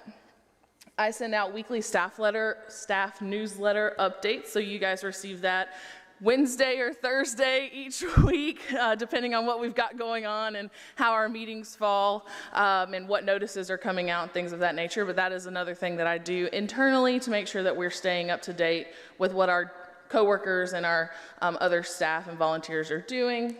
Audio and video production, we know that. So all of y'all's meetings and the planning board meetings, and then any special meetings or public forums that are held, we do live stream those, whether they are here or at Indian Trail Meeting Hall. Live stream hosting and moderation. So for some of those public forums, if we do have a back and forth where we are taking comments from the public, so think of Southport Symposium. For my veteran aldermen, you guys are well aware of that. For my newer aldermen or coming back aldermen, that is something that I instated last year with the help of Bonnie, so that way our community can have an orientation session kind of like this, but it's with each individual department. Last year it was monthly, this year it's going to be semi-quarterly, so our first one will be in March. Social media management and content creation. So as I mentioned earlier, Dory, for notices specifically, we'll use that as an example. Dory will send me a notice. It goes on the website first. After it goes on the website and the calendar, if it needs a calendar notice, then we schedule it to go out on social media later that day. Or if it's a later notice that we get, it'll be scheduled for first thing the next morning. So that way folks who are doing their evening and or morning scroll are able to see that at the top of their feed. Southport connected alert notifications. So Elena talked about earlier the City of Southport community newsletter. I am the one who schedules that to go out each month on the 1st at 10 a.m. In addition to any emergency notifications such as like weather, or if we have a road closure and Tom calls me on my birthday and says, hey, we've got a boil water notice, send that out please. Those are different things that we do with our Code Red system. And then in addition to Mayor Alt and City Manager Bonnie Theron, I'm also one of the media contacts for the city. So if somebody has a question about something, they can reach out to me and then I can put them in contact with the appropriate department head or one of our other city administrators. My top priorities going into this budget year and then the foreseeable future, number one is updating the audio-visual production and streaming in Indian Trail Meeting Hall. It is a clunkier system, it is outdated, so it takes a long time to set up and break down, but also the sound system itself needs to be replaced. It is an antiquated system that was a hand-me-down from this building before we got our new sound system last year and just kind of popped over there. It's almost 4 or 5 years old. So for AV electronics specifically, those have a shelf life of typically 3 to 5 years, and we're knocking on year 5 with that. So that is one of my first priorities. I'm super stoked about working with Catalyst soon, so thank you guys for agreeing to bring them on. So that was, I tagged them. I was like, hey, I'm getting you guys soon, so that way we can work on getting those upgrades taken care of. Enhancing remote participation for both this building, the community building, and Indian Trail Meeting Hall. So that way we have a better two-way feed for our at-home meeting participants and our in-person meeting participants. And then this is one of the things I'm really excited about, beginning the steps of a major website overhaul, which includes moving to a .gov website domain. So I'm super excited about that. I've been in conversation with a couple, maybe 3 to 5 different government host platforms over the last couple of months, so that way I can be prepared when I come to you at budget season and say, hey, this is something that we need to start preparing for, because it is something that would need to start within the 24-25 budget year possibly, and then it would conclude hopefully by 2026. Those website redesigns, especially for a website as big as ours, do typically take anywhere from 9 to 15 months. Budget concerns. This is going to be my first time completing a budget for the City of Southport. I have been in contact with Lance to let him know that this will be my first time doing a budget for the City of Southport. And I am a humanities girl. I have 3 degrees and they're all in words, as I say, as I've told Lance before, not numbers. So really looking forward to building that partnership with him. One of my concerns for like both myself but also you guys or the public is that it might have a bit of a sticker shock because I'm looking at upgrading AV, upgrading different products that we use, like a DSLR camera. That's not something that we have. So doing those sort of things, and that's just simply because the communications budgets in the past had not the best preparation for how we need to move forward with communications for the city. Do you, and I may be totally off base on this, do you think that the new IT company that we hired will be able to help you with focusing on what the particular things that might be able to interconnect and stuff? I'm not sure if that's in their bailiwick or not. Yes, absolutely. That was one of my, or actually quite a few of my questions whenever I was on the IT consultant search committee, and a lot of my questions centered around, hey, here are the projects that I am interested in, but we have to do them soon. Can you help us with that? So Dylan and Luke both were very excited to also help with these because we are kind of starting at a lower level for them, so we can only go up. Yes, absolutely. And, I already talked about talking to Lance, so we're good there. Some of the challenges, I'm a department of one, or I'm a one person, and that challenge just lies in sometimes with, well, I kind of said there, occasional concern for like meetings specifically, like if we have a later meeting and making sure that I'm still getting everything done during the day that I'm not fully able to work on in the evenings. So that's one of those, excuse me. one of those concerns. And then another one, I want to further explain this, like if there's a website issue or something, there's like a typo or something, and I hear about it like weeks later, and this isn't just like staff or board or anything. I hear this from the general public. I hear this from my own parents. But making sure that it comes to Bonnie or myself so that way we can get that corrected as soon as possible. Because since it is just myself doing those, sometimes I hit the wrong key or I spell Alderman Lay's name wrong on accident with the autocorrect. So making sure that those are adjusted quickly and efficiently. I think that's... And that is my brief rundown, so I'm happy to take any additional questions that y'all may have about public information or communications. Fantastic. I think Chief Coring's up next. Just kidding. Just kidding. It's Planning and Development Services. Thank you.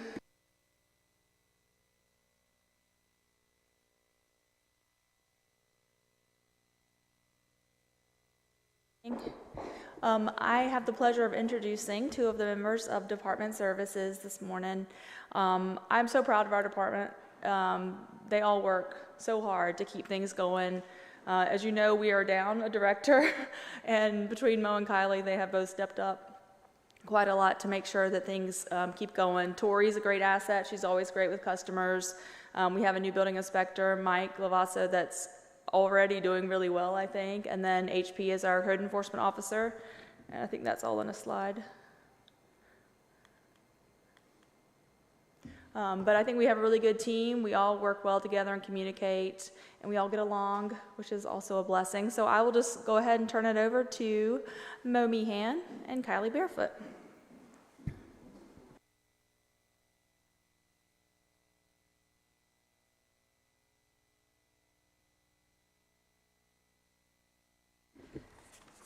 Good morning. I get to say morning this morning. So good morning, Mayor and Aldermen. Thank you for having this session with us today. As you know, I am the city planner, and I have stepped in as the interim planning director until we get a new director, so hopefully that is coming soon. So we're very happy with the people we have now, and we're building up the department as we can, and so that's very good. So some of the boards and commissions, just to give you an idea of staff support and liaisons, are the main boards are the Board of Aldermen, the Planning and Zoning Board, the Historic Preservation Commission, the Board of Adjustment, and the Forestry Committee. So as staff support, we review applications, we report to the boards any compliance or issues with any of the UDO or other relevant documents, updates on activities throughout the city, and Forestry Committee, we are the staff. We make sure that the tree ordinance is being reviewed with them. And we, for our 20th year, we are a Tree City USA community. Just got all of that in the mail today.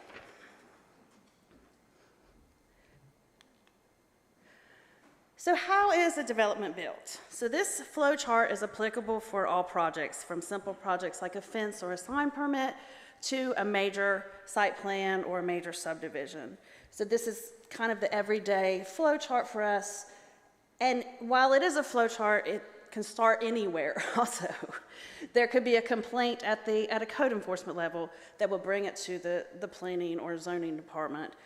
Someone could be getting their building permit and find out that they have something built that didn't get a permit originally. So then it has to come back to the planning department. So we are all interconnected, but also kind of have a flow. So we are working with the public daily with interactions just to review conceptual ideas, what needs to be done, what permits are needed, and just answering everyday questions about what's going on around the city and other projects that are being taken care of. So to start some of this as the planning department, our foundation is the land use plan, and is also known as the comprehensive plan. It is like, the roadmap for the city for its future growth. And the city of Southport and the 20 coastal counties have been required to have a land use plan that meet the Division of Coastal Management's 7B planning rules since 1974. So this is the 50th year of CAMA. The 1972 was the Coastal Zone Management Act, which at the federal level, and then the General Assembly had adopted it in 1974. And then some things that have changed, as in 2021, the state requires all local governments that enforce a zoning ordinance must have a reasonably updated land use plan. So all local governments now, not just the coastal counties, are required.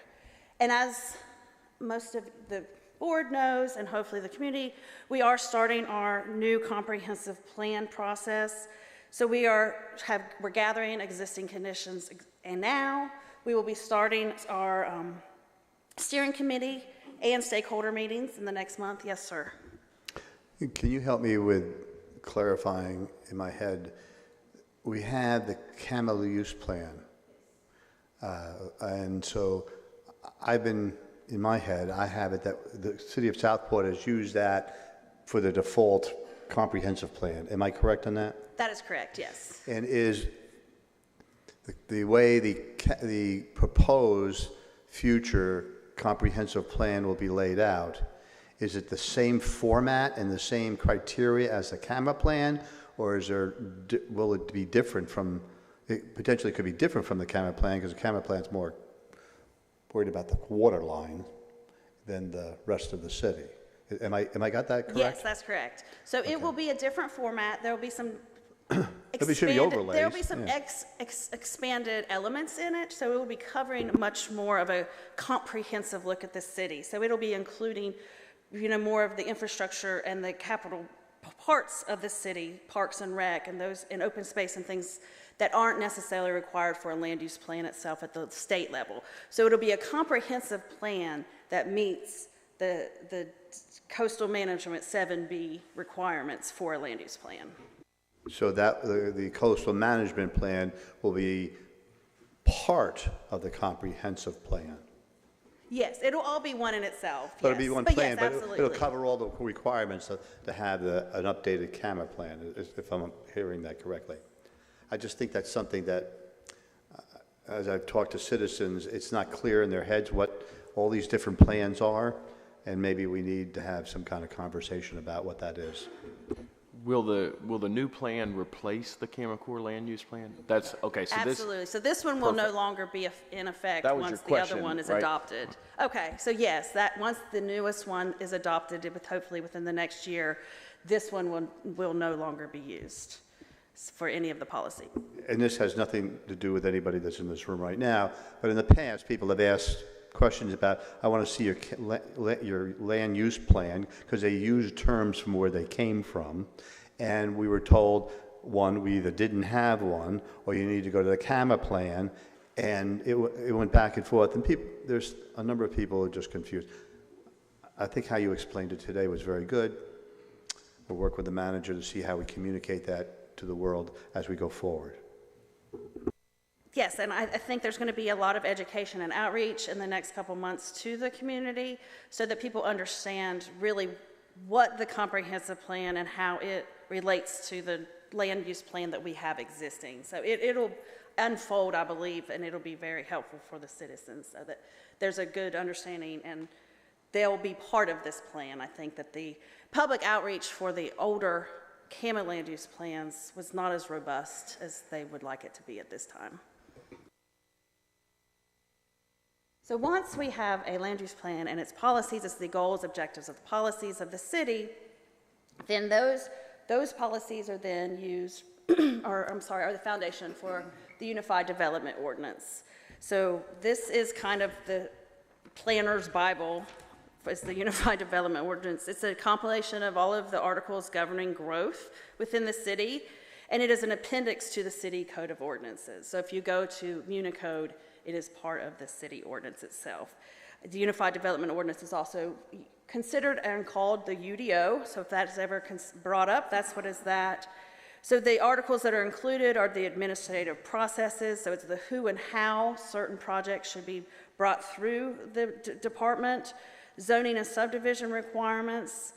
Those are all the standards for everything from the size of a lot to the number of parking spaces to the landscaping buffers that are required. We have a floodplain ordinance, and then a stormwater and technical manual ordinance, and stormwater ordinance that includes a technical manual. And this Unified Development Ordinance is used concurrently with our zoning map. So this is showing us the policies that are implemented on the map and the ordinance are come together from the future land use map. So yes, sir. One of the things you just said when you started that previous slide was that once you have the comprehensive plan, the UDO kind of how often should we update a UDO, and should we update it after having we're still updating from the last update.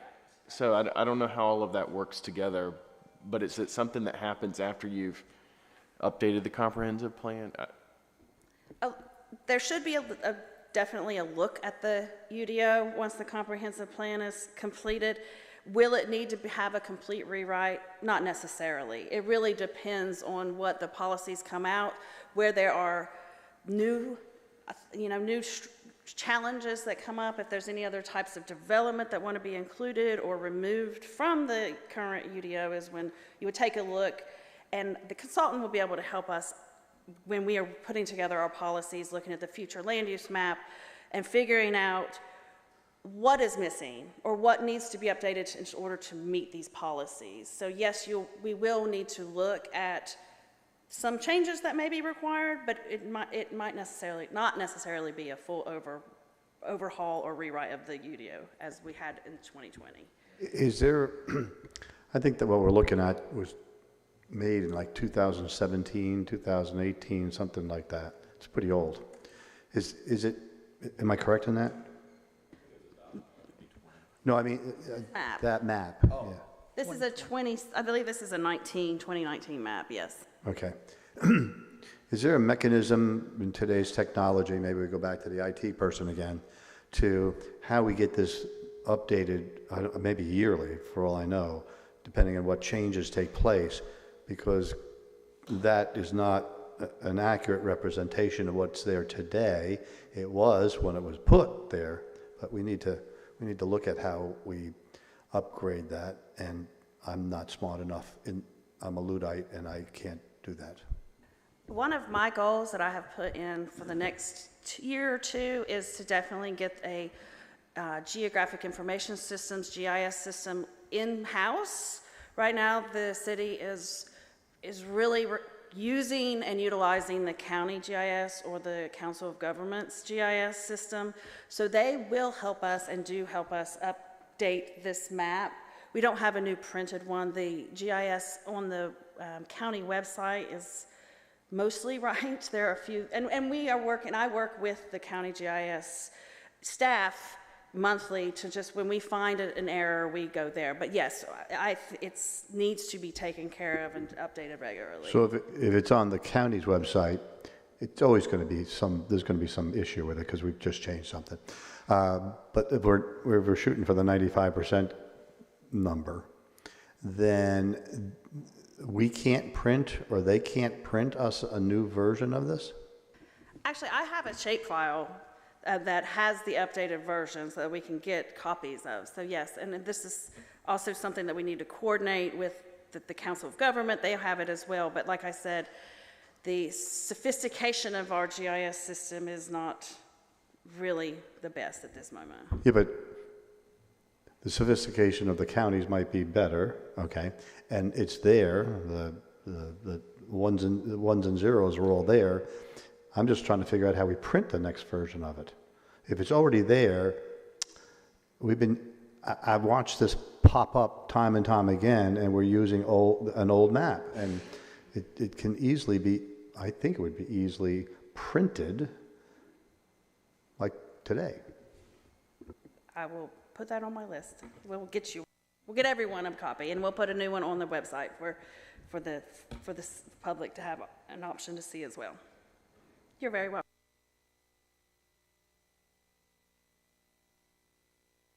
All right, so that is kind of just the overview of the planning, the very, very nutshell of the planning. There is a lot. It's more than just looking at the plan. You know, every day you've got new questions, new issues, new people coming in wanting to just ask what's going on, how do I get this to happen, do I really need a permit to do this, or wow, okay, I don't need a permit to do that.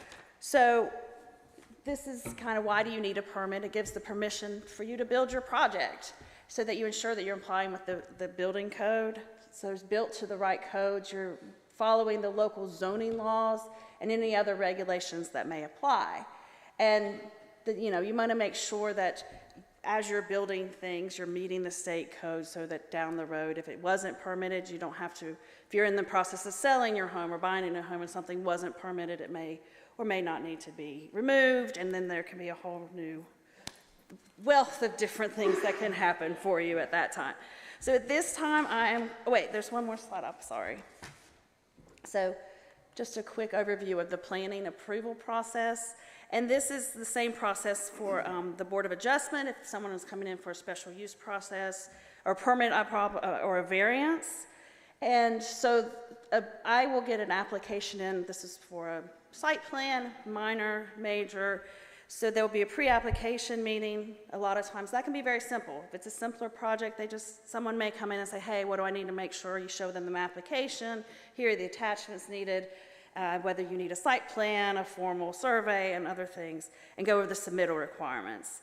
Then it is, once they have submitted this, the staff make sure that there is a complete application and with the fees that are required, and does a staff review to ensure that all of the information is there, if there's anything else needs to be included. Then we'll take it to the technical review committee. So this includes members from public services, county infrastructure. I will send out the site plans and things to the county, and if they have any comments, they will send those back. Police and fire, building inspectors, and any state agencies if there are larger projects. Division of Coastal Management, Water Quality, Army Corps of Engineers, if they're, depending on the size and location and proximity to the projects, to the different environmental features. Then it would go to the planning board, and this would be a major site plan. Then that would be planning board would be the final approval. Major subdivisions, text amendments, and map amendments then come on to the Board of Aldermen for the final decision at that point. So that is, again, planning in a little nutshell. So I'm going to pass this on over to Kylie, and he can talk about permitting. All right, good morning. Good morning. Okay, permitting. Most touched a little bit on about permitting a little bit. Does anybody know when you need a permit? That's the first question somebody should be asking. And we get a lot of answers. And quite honestly, we do have a lot of permits in Southport, and there are required permits in Southport. But if you're replacing your countertops, you don't need a permit, obviously. If you're re-roofing your house, as long as it's not 2 layers, you don't need a permit. Replacing new flooring, you don't need permits. But where you do need permits is you're adding and moving walls. If you're building a new home, obviously you need a permit.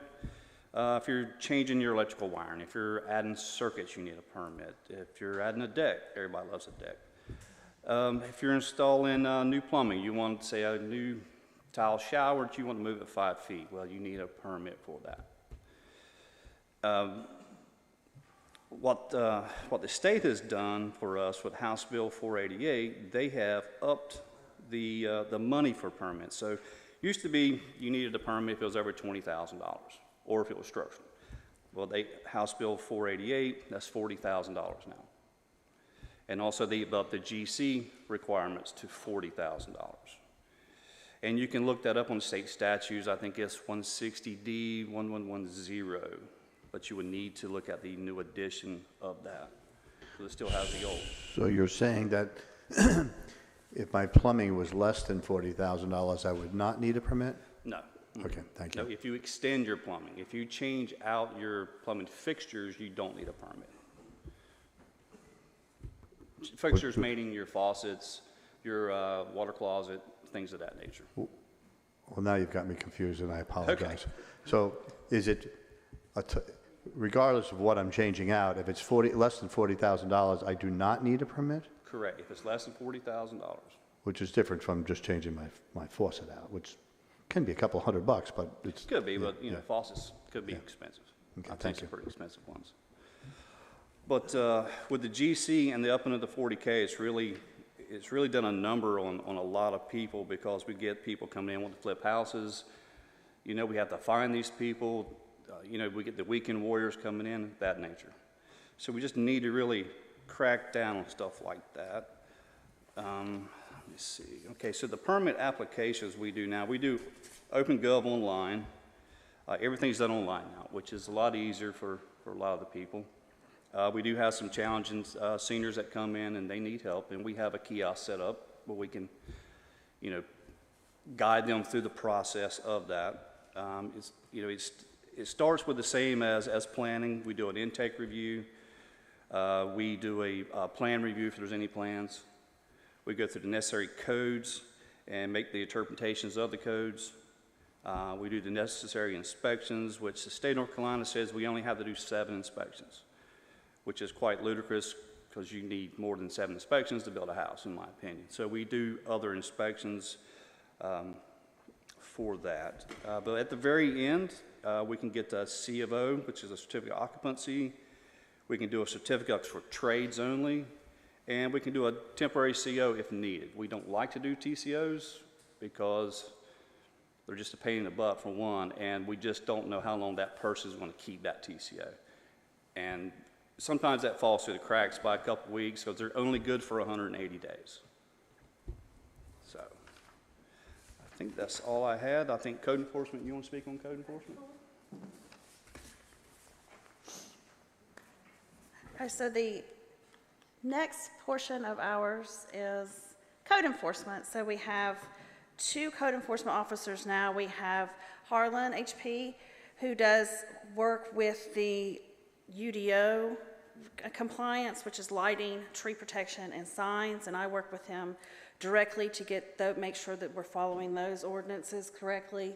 And also we have Derek Mabe, who's with our Alliance Code Enforcement, who does all of the code of ordinances for the city. So he's looking at minimum housing, health and sanitation, solid waste violations. So that's where they look. So these are going to be proactive. So the officers are out in the community driving around, finding things on their own, and saying, hey, coming back, say, you know, talking. And it's a lot of it is very communication, one-on-one, making sure that the property owners know where they are, you know, in violation, and trying to take care of it prior to opening a full case.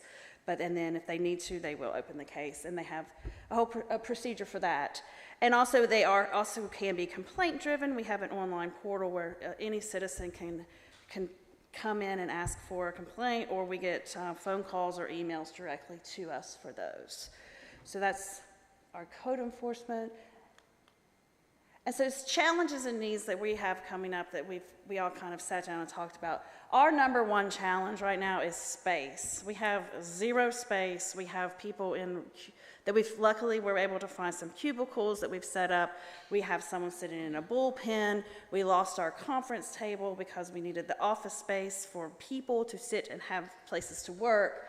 So if you have a meeting with more than 3 or 4 people, we have to make sure that Nash Street Substation is available, or Indian Trail is available, or the community, you know, we have to then search for meeting space, which can become problematic when you want to just have a pop-up meeting, or all of a sudden you have a meeting with a builder and they bring the HOA president, and then the developer, and then the contractors, and then the landscapers, and then all of a sudden you've got a room full of people and don't know where to take them or put them. So that is our first and foremost biggest need right now. And staffing, we know we're having increased development and redevelopment throughout the city, and more is just going to keep coming. We've got some large subdivisions that are approved or in the process of being approved, so those are going to be coming through, and we're going to need to have staff that are able to review all of the permits, as well as, you know, any of the other applications for zoning, you know, needs as well. So we also, the Historic Preservation Commission is moving forward with the design standards, and you know, in the next few months we're going to have to be giving certificates of appropriateness. So every single permit that comes through that is within the local historic district will have to be reviewed for their COA and either approved administratively by staff, or that's going to have to go to back to the Historic Preservation Commission for their COA. So that's another level of review, another person, another packet of information that needs to get out of the office for meeting deadlines. And then training and continuing ed, certified floodplain managers, certified zoning officers, code seminars. We've got the inspectors that are getting their certifications and state standards coming through. So just continuing education is very important. And Kylie, I'll let you talk about this code cycle. Yeah. Okay.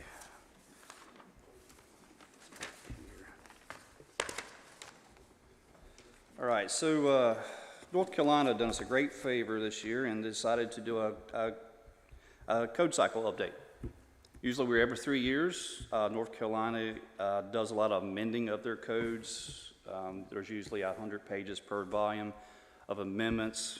But this year they are going to start with a 2025 year new code cycle. So January 1st of 2025, we'll have all new textbooks and all new codes to go through.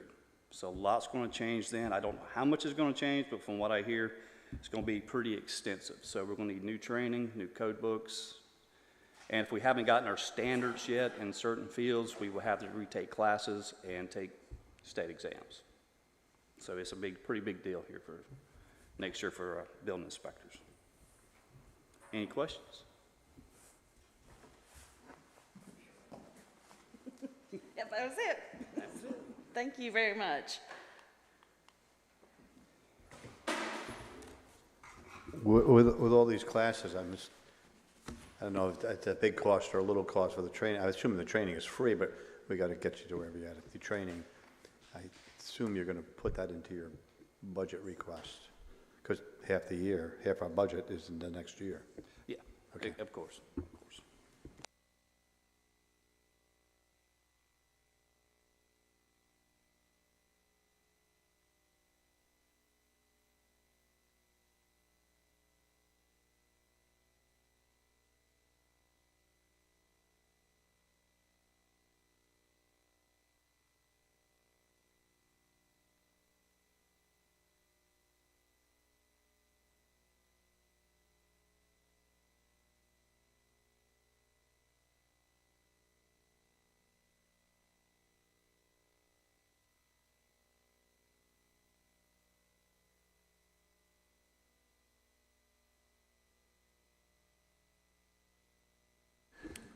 Good morning. I think we're waiting on Alderman Spencer, so let me adjust myself so I can look at this instead of.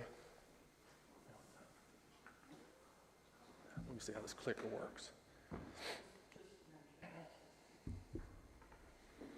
Just before you start, for the staff and everybody, the coffee just arrived in the back here.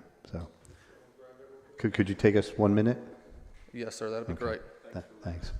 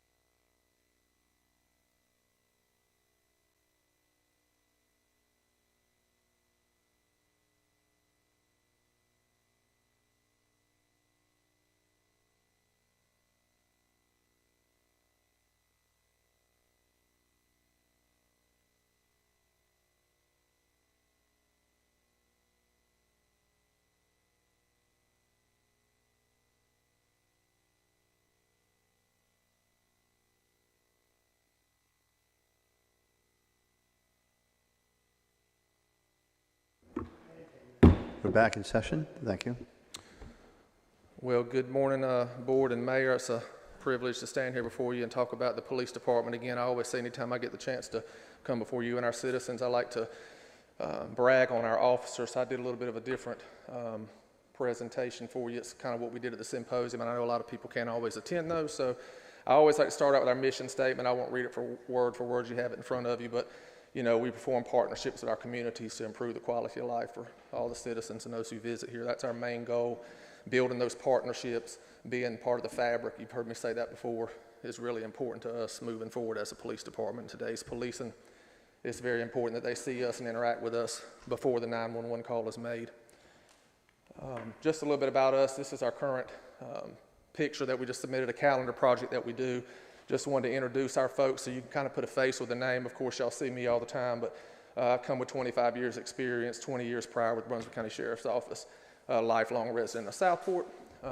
Major Burke, my assistant chief, you'll hear from him briefly here in a few minutes with some moving forward goals and updates, but he's second in command in my absence. He's a very important, integral part of our operation.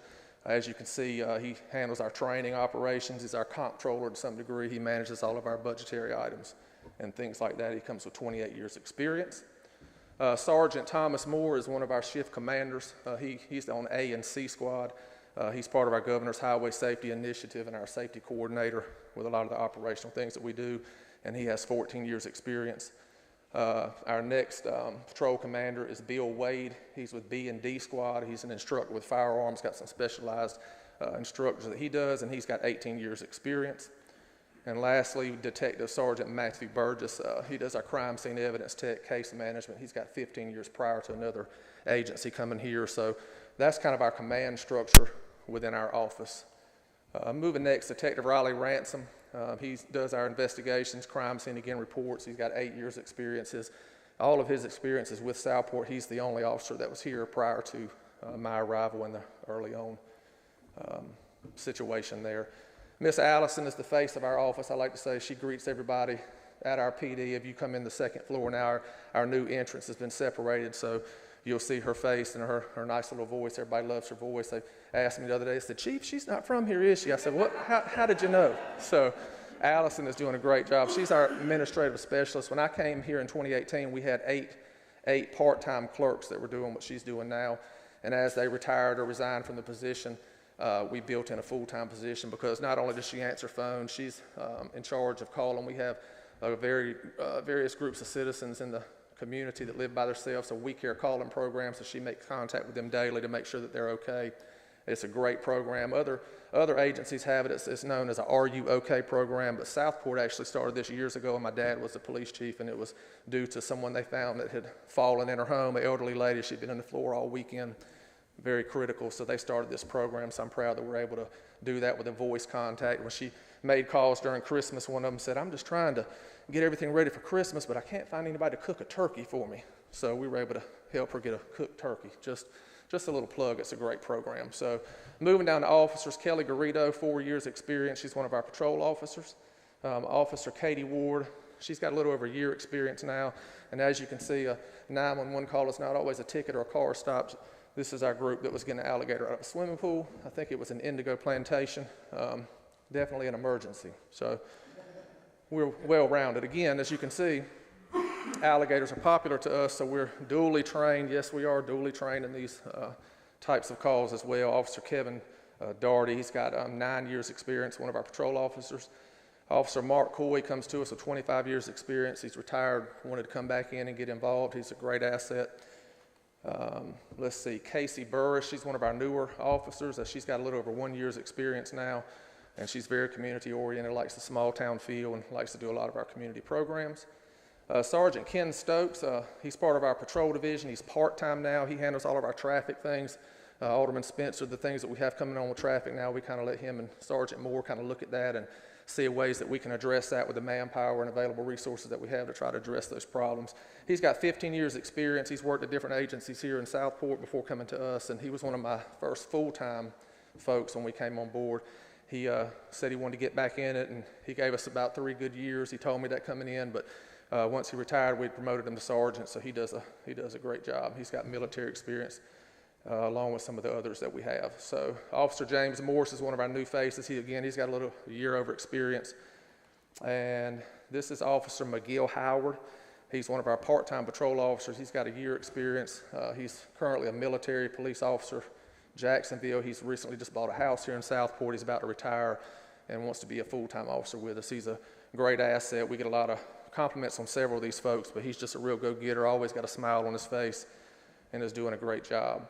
Officer Eric Mahoney, he's a patrol officer. He came from another agency, 9 years experience, has a lot of investigative experience as well. So that's just a mix of our officers. We have 2 new hires that are not pictured. They're going through the cycle now, so we'll be bringing them to meet and let you folks introduce and get to know them, because again, I think it's important that, a lot of times they're on days and nights, and I have people say, well, I don't know that officer, I don't see him a lot, because, on night shift, they don't get to interact. They're on permanent nights, permanent days here with our department, so we don't get a lot of interaction as far as everybody. So again, I like to put a name with a face.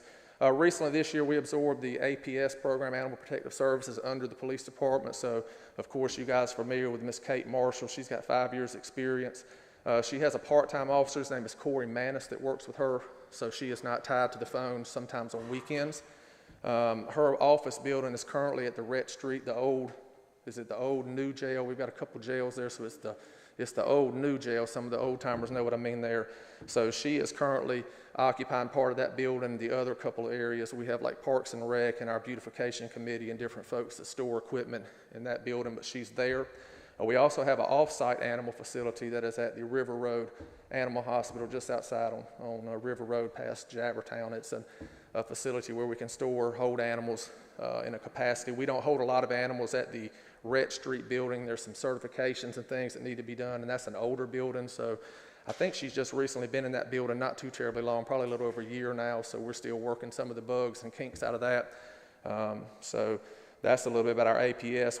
We just absorbed that under the police department, so you'll see that this year as far as an APS budget versus the other budgets. We're going to bring that in working with Lance. We figure it's better to integrate those together. I've talked with Kate, and it's not going to hurt things that she's doing, so we'll build those budgets together. But she does a great job, as well as Corey, and the officers also respond to calls. We get questions about that sometimes. Some things the officers are able to handle as well because they're duly versed in what they do. So if someone calls about a barking dog or there's a dog running at large, we don't always have to call Kate and have her come in when she's off to come handle that. The officers can locate, if they locate the officer or correction, the animal, or whatever the call is. We have keys to the vehicle, so if we need to get the vehicle, we don't put dogs and animals in our police vehicles. There's a lot of regulations on that, so we will utilize her equipment in the vehicle to try to keep some of the workload off of her when it arises. I want to talk to you a little bit about some achievements and updates, and then I'm going to ask Major Burke to step up and talk about our goals moving forward. But these are some things that we've been able to do this past year. So we were able to launch the new police department space needs assessment, and our manager, Ms. Bonnie, has been doing a great job with that. Of course, you guys have seen some of that activity already, and I know we've kind of got a plan moving forward, and the space needs and that kind of thing have been done. So that's something we were able to finally get in stone. There was $50,000 allocated, 25 out of the PD budget and 25 out of administration, because we're talking about the PD and the City Hall right now. We're using about 1,800 square feet of the upstairs, so it's a dual project to try to see what we need to do. Do we need to revamp a large City Hall complex that encompasses both of these agencies or both of these office buildings as one, or do we need to separate? And we've been kind of looking to separate the PD out. That's kind of what I would like to see done because of some of the complexities of that, and we can talk about that as we move forward.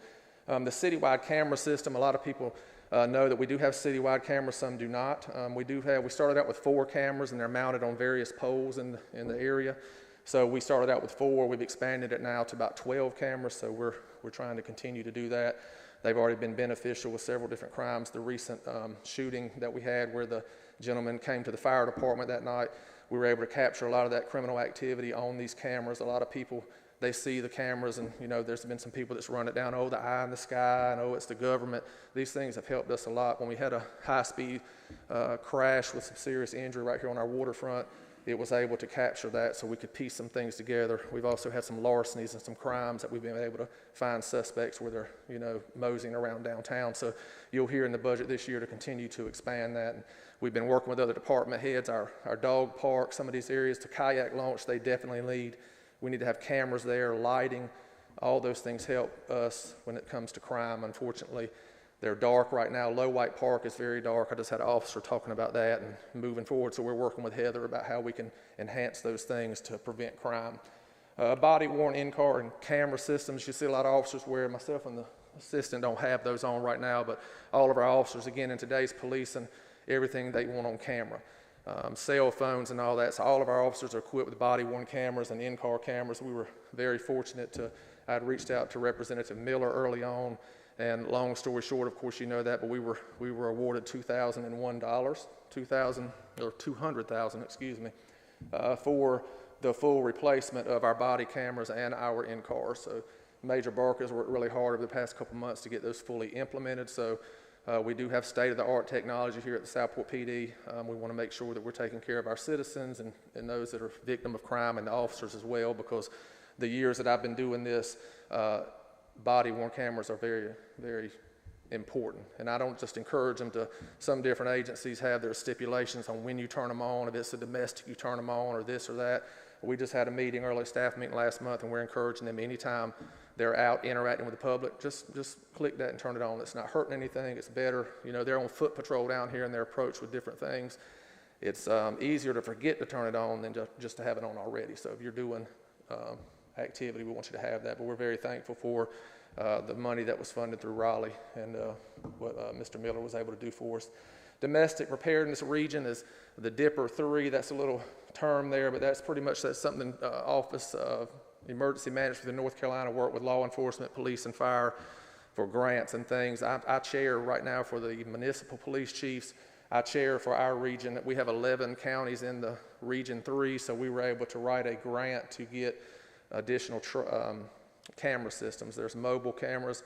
It's at the PD now. We just took delivery of it, I think, about 2 weeks ago, but it is a tower camera system, kind of like what you see when you go out 211 right now. The State Department is using them where they're doing some of their critical infrastructure. If you notice when you ride out, you'll see a camera system. It's a boom up with a trailer that's pulled behind it. It's solar powered. $42,000 purchase there we were able to get for free. It's a grant. We're just, you get those, and it has to be related to terrorism. We get a lot of requests from our Brunswick County Sheriff's Office, Marine Patrol. We have a lot of critical infrastructure on these large container ships that everyone likes to see. We don't talk about it a lot, but they usually will call us routinely when they need a ground escort. And that's, again, they'll call us. We've got a critical shipment coming upriver. Can you put some officers up and down the shoreline to make sure you don't see anything suspicious? However, that sounds a little, oh, nothing can happen like that here. It's just a matter of when it can happen or when it will happen. So we help with that project. So we were able to get this grant. We're very proud of that. It'll be very helpful during the 4th of July. We'll be able to put that in different areas where we don't have cameras, where our mobile command system, we can pull these cameras up. All the cameras that I mentioned can be utilized from the MDTs that are in the cars. Every one of our police cars has a laptop. They can log into that IP address and see that camera. They can see where the trailer is. So if we have a situation while they're en route, they can even pull it up and see what's going on, you know, before they get there. So these are all things that was no burden on the taxpayer. The cameras and this trailer grant were all grant funded.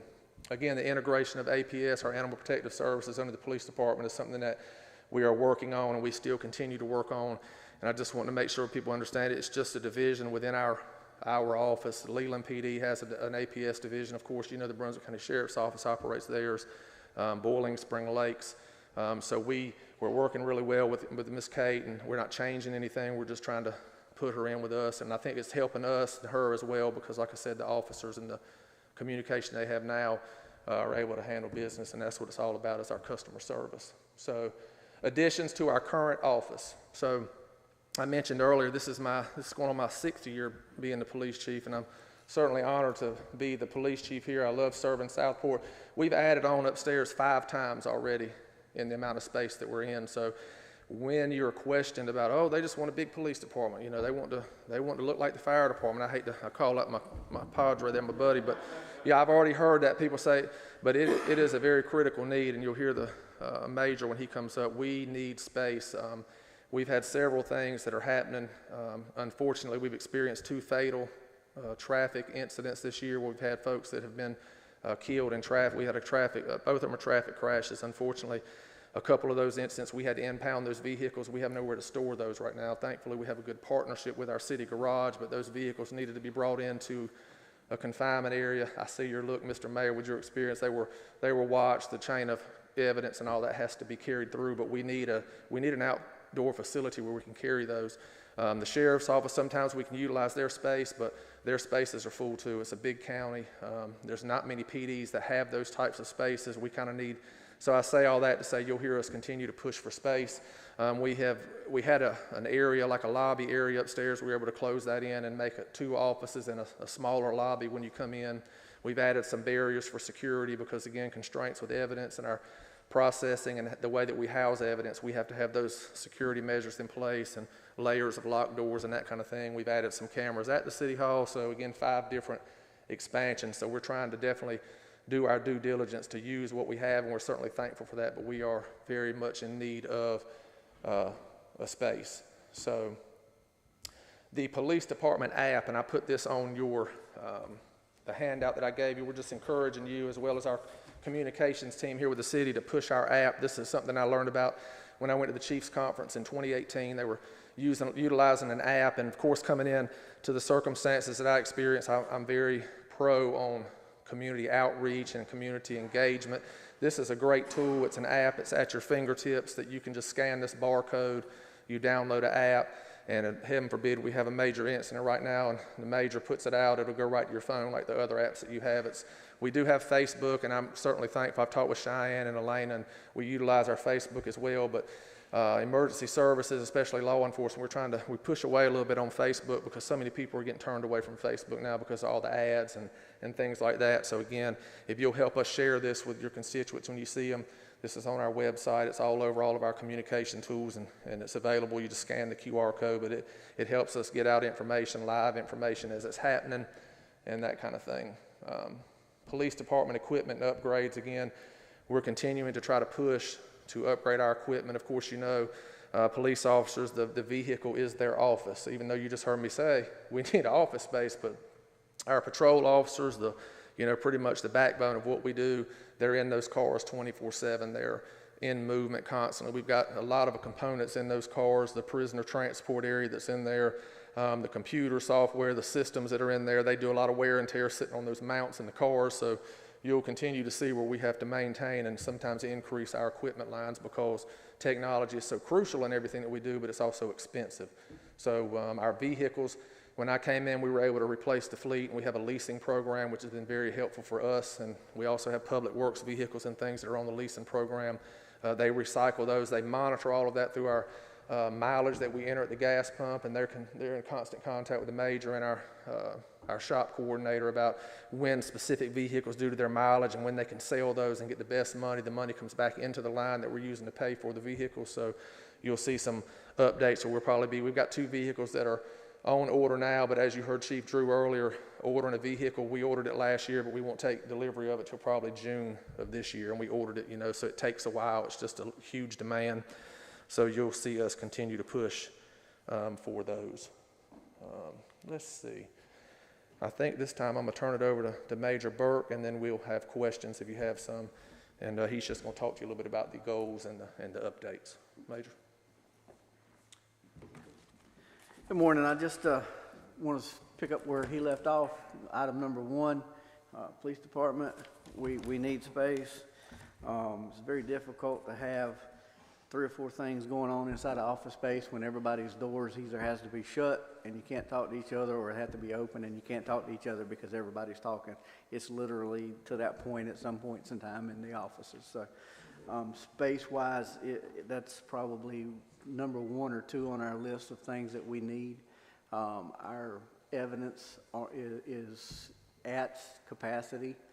Our storage supplies, office supplies, uniform supplies, armory, everything is stuck in about an 8x10 room right now with as much level of organization as I can put in it amongst everything else that we have going on. So space is something that we really, really have to work on to get that moving along. The league assessment is something that we've started on. We've had a couple false starts to get it going simply because it is so labor intensive. We're looking at hiring a part-time person to come in to kind of help us with that. And basically what they do, for those that have not heard this pitch before, the League of Municipalities of which we're a member, they will come in and take all our high-risk policies, drivers, pursuit, use of force, firearms, and compare them to the national standards to make sure that we're operating with best practices in mind and in adherence with North Carolina and state federal laws, which I can say from the backside we are. It's just a matter of going through all the individual steps and have them reviewed. And that is also the So this lower is something different from the state CALEA standards? It is, yes. Okay.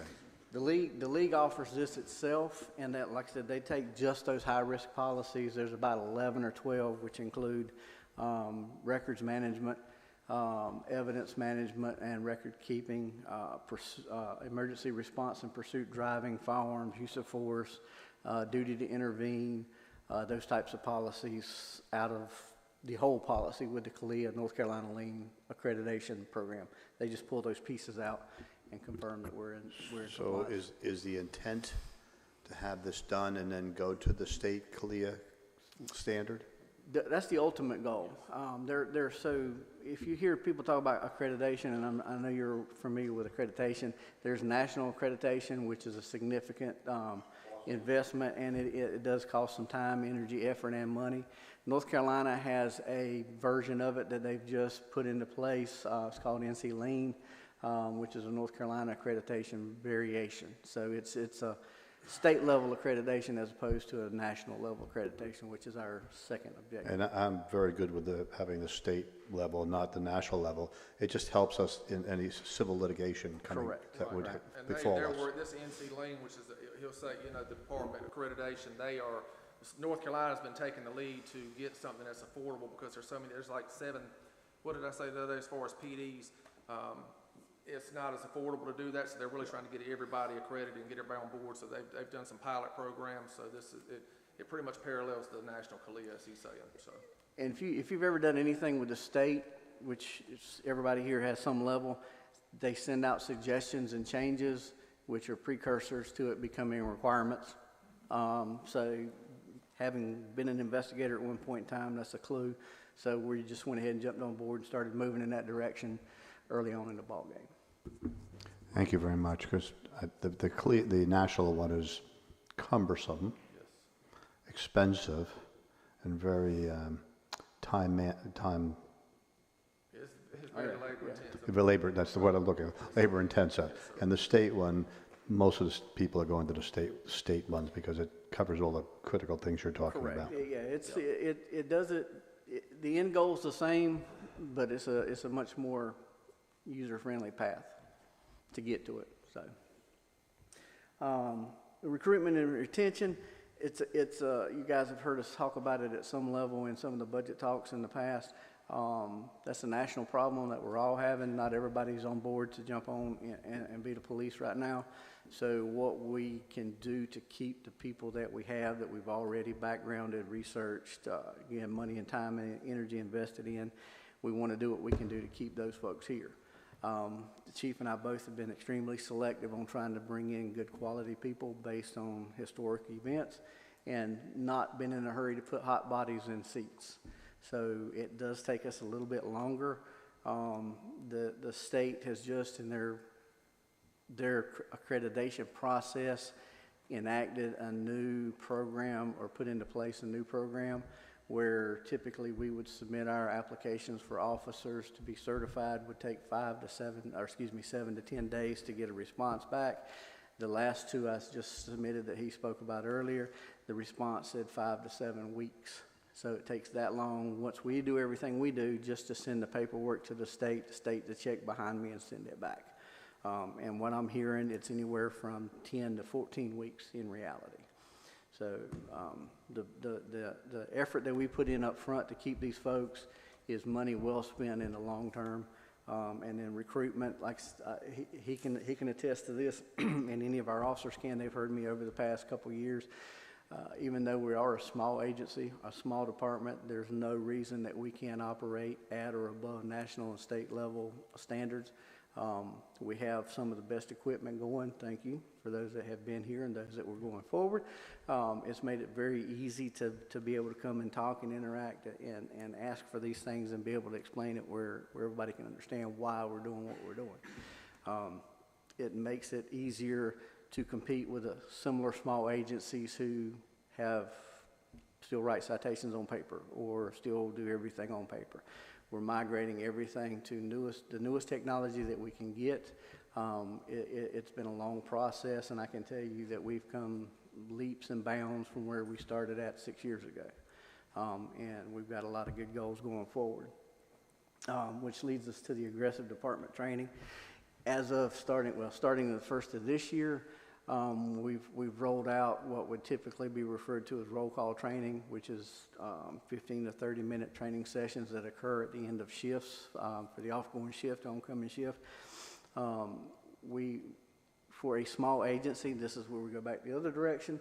It's kind of hard for having 2 or 3 guys or officers to meet in order to actually cover some training topics in depth. However, between myself and Sergeant Wade, who's the other instructor, we are focusing between now and next December on at least twice a month having something to focus on whatever the topics are, so that we can standardize our operating procedures as well as instituting all these new programs.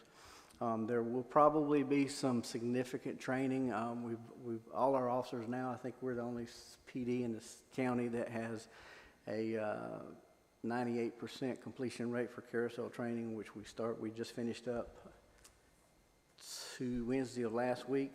The sheriff's departments, they're somewhere at about 80%. Just because of their size. It doesn't sound like a lot, but that's a big thing on law enforcement side, to have everybody go through the same training so that everybody operates the same way. So we're going to do a lot of that. Some of it's in-house, some of it will be brought in. I just enrolled 2 the other officers in FBI training that started this February 5th. We've got several bits and pieces of those things that I'll be more than happy to talk to you guys offline about if you want to. So that everybody doesn't have to listen to that. And then the other issue that we're going to address are some of the national issues across the board. Again, that is officer professionalism, so that we don't get caught in some of the ruts that you see some agencies run into when somebody reacts based on either lack of knowledge or fear. So that we're trying to get all our officers spun up on what is the most current best practices in as many different aspects of the job as possible. And again, that may be 30-minute jobs, it may be 5-hour jobs, so we're going to be building off of that. As part of that, or in conjunction with that, our community engagement, these are all the programs that we currently offer, some that we have more activity on than others. You heard the chief talk about the We Care program. I think at this point everybody loves to hear Allison Monday through Friday when she calls with her English accent to check on everybody. I've actually had some vendors call me back directly and ask me if that was an actual person when she answers the phone. I'm like, she's flesh and blood and everything. So, our after-hours business checks, short-term rental residential checks are something that kind of has been running in the background, but we're cleaning it up. So if somebody is leaving to go on vacation for 30 days or 2 weeks or whatever, you can apply a house check program. House check, officers will go by a couple times a day, check, keep an eye on it. It's not a guarantee that nothing will happen, but it does reduce the amount of time somebody is not at that house. We're still having some issues with people who are gone all wintertime. I'm going to want to do a 5-month check program, but that's another issue. Car seat installation checks, we have a couple certified technicians, as does the fire department, so they operate together. So if somebody needs a car seat installed, we can make sure it's done correctly and safely. Active attack presentations, I've done a couple variations of it here. We've done some for some other organizations in the community. That's something that's always open. I just worked with BSL. They're putting together one for their agency now. And that's something that we offer to any individual organization, HOA, POA, business, whatever it may be. Personal business internet security training, our detectives are working on putting together some of those programs, which security, internet safety, education part of it, especially for a lot of seniors, which we have in the community. They have a tendency to fall prey to those predators who will prey on their good nature, and they're willing to provide information or money. So we're going to try to push that out to get as many presentations as we can. Shop with a Cop is something that runs every year. It's been a huge success. Coffee with a Cop is, we're looking at doing that quarterly, just as an informal way to sit and talk and say, hey, answer questions, put information out. Same thing with roll call. We can do those for neighborhoods. Again, if a particular neighborhood has some questions, whether it be about active attack or just security or whatever, those are things that we offer on request. Foot Patrol bike patrol program. We're actually trying to formalize some bike training. I think some officers thought it was going to be cool to come out and ride bicycles downtown, and until they saw what actually was involved in the actual training surrounding the 40 hours that it takes to ride a bicycle as a police officer. It's not riding around with your water bottle on the handlebars waving at people. So that's you got to have the right person, because we don't want that person to get hurt and put the city in a liability issue and potentially injure an officer. So golf cart registrations, I won't say anything about that, but we've got a lot of golf carts in Southport. Hallelujah. Golf cart rodeo is a way to kind of help register those things to try to get everybody in compliance. They are required to be registered. For those out there in the internet world that are listening, they need to be registered. They need to be documented and tagged, either North Carolina state registration or our city ordinance compliance. And then the web page, Facebook, and the police app. He does the Facebook and stuff.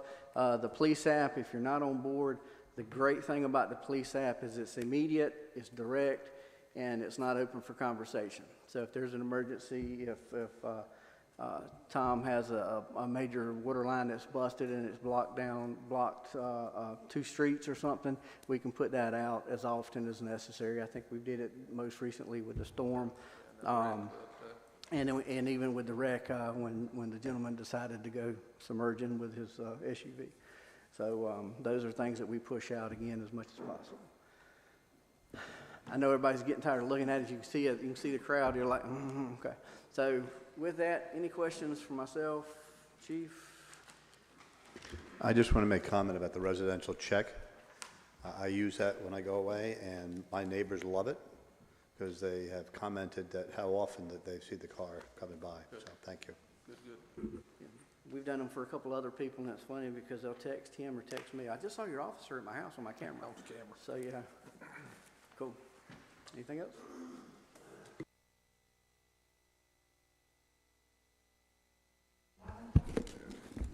Well, I do have a comment about the space. I mean, this certainly needs to be a priority of ours as we move forward to try to find space. Trust me, we're working on it like crazy, that's for sure. 1,800 square feet is tight. I mean, that's really tight. And so when you're doing all that they're doing, it's pretty impressive that they're so successful.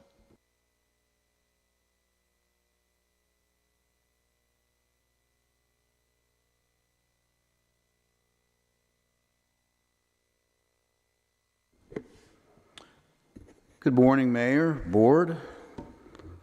I'm going first in the Department of Public Works. I was born at Dozier Hospital many years ago. My full name is Paul Eldridge Pittenger, and that's where we get the Ellie from. My grandfather was Eldridge Arrington, who lived here in town. Everybody also called him Ellie. My grandmother, Alice Arrington, had a dress shop. So even I may not sound like it because I did spend a good bit of time in the Navy and in other places, but I'm a local.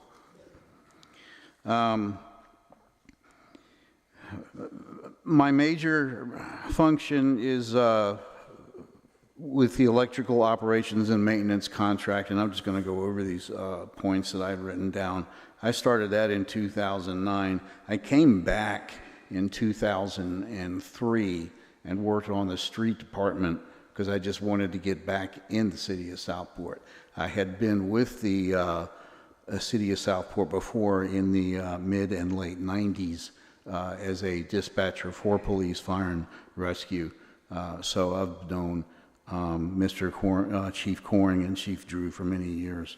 And I took over the load management operations from Jerry Sloop. When Jerry Sloop had it, when I came back on street department, I was very curious about the load management operations and was always asking him questions. And then Ralph Cardwell took that over, and then when he became Director of Public Works in 2009, that's when I took it over and became the Department of One. I am the City of Southport Electrical Department. I guess first and foremost, I liaison with our electrical contractor, BEMC, over routine operations and maintenance and emergency repair of our power grid.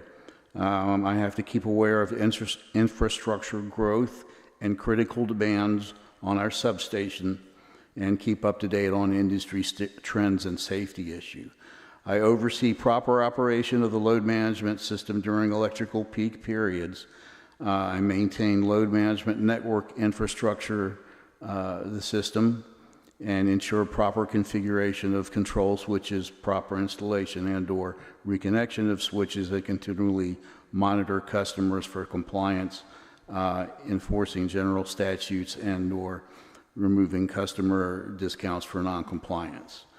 I oversee the automatic meter reading. I work with our metering contractor, which is also Brunswick Electric, to ensure accuracy of data input into the building database, audit residential and commercial electric metering to ensure proper billing and revenue recovery, maintain inventory of job-related tools and safety equipment, and assist electricity's personnel with routine and emergency maintenance of commercial demand meters and telemetric generator controls. I do a lot of energy tracking. I assist consumers' energy consumption concerns by performing residential and commercial energy surveys, including the assistance of commercial demand customers with generator and/or utility service concerns. I schedule seasonal home energy surveys with electricity's representatives. I submit data to the Federal Department of Energy annual reporting. That's going to be due at the end of April. I'm working on that. And I maintain City of Southport electric revenue spreadsheet, and that helps with other reporting. I'm responsible for generating new fiscal budgets based on historic and trending data and covering the financial needs of the electrical department. Maintaining approved budgets by submitting and monitoring purchase orders, working closely with the city's electrical contractor on capital improvement projects, as well as short and long-term work plans, monitoring and tracking work orders and invoices. One of the things Chief Drew was talking about was the need for a radio upgrade. I had one of the functions I have done, especially in 2013, was our FCC compliance with the Federal Communications Commission. I hold an extra class amateur radio license, which is the highest class license in that particular group of amateur radio operators. So I kind of inherited this task because of some level of expertise. Anyway, in 2013, we had to do a narrow banding because the FCC was, all right, everything in VHF and UHF has to squeeze in the bandwidth, and we needed new equipment, and I did that. So I was overseeing proper licensing and compliance of Public Works two-way VHF radios under the license KNJN 784 on 155.1 megahertz and 155.865 megahertz. And like I said, I guess they're going through phase 2 of the narrow banding, which is why Charles and them are concerned. They need to go from the now 6.5 kilohertz bandwidth down to 3.25 kilohertz, I believe. Anyway, one of the tasks that we kind of inherited was twice monthly. I change out some air filters that are connected to some outside. There are 4 outside air pumps, and I change the filters twice a month. And this is under North Carolina DENR. And I pull those filters and send them into the state laboratory for them to read the background radiation on those filters. And I don't glow in the dark yet, so I guess everything's been pretty cool with that. I started that shortly after, right around the same time I went into the load management off of the street department, because we had gotten Brunswick Electric to do it, and then that was costing us like $300 an hour for a whole crew to do that twice a month. And they said, no, we can do that internally. So me inheriting that saved us some money. As far as challenges are concerned, one of the biggest challenges I've got right now is making sure that we can get good pricing on capital improvement items that are down the line, because there's still a couple of years, there's still many weeks, about a year's wait on parts and things. So one of the things that we've been doing is pre-ordering material for like the next budget year's project. And currently right now, a challenge is looking for candidates for my replacement, as I will be going out on June 28th. And I feel confident that we're going to get somebody good in here, because we do have a couple of interviews coming up with some pretty decent candidates. And the biggest challenge is going to be for me to keep this machine functioning, this machine of all the electric concerns functioning as we make that transition, and train whoever we get, he or she, and so the system won't hiccup or burp or die after I leave and this new person takes over. So, and that's about my story in a nutshell. Are there any questions? We will be able to find you, right? I'll be around. Okay. Next.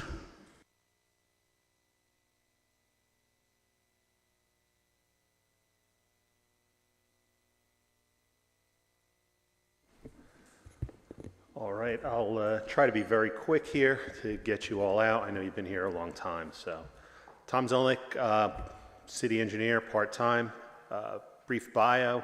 Retired with 33 years of municipal engineering and public works experience back in 2018. 26 years of that was as the named municipal engineer for working directly for a city, and 23 years of that was as the public works director for a city, including running water and sewer collection system. I'm a past president of the New Jersey Society of Municipal Engineers. I was the New Jersey Municipal Engineer of the Year in 2010. I was a member of the Board of Governors for the New Jersey Municipal Engineering Institute, which was a group that was put together to teach municipal engineering to up-and-coming engineers in the business.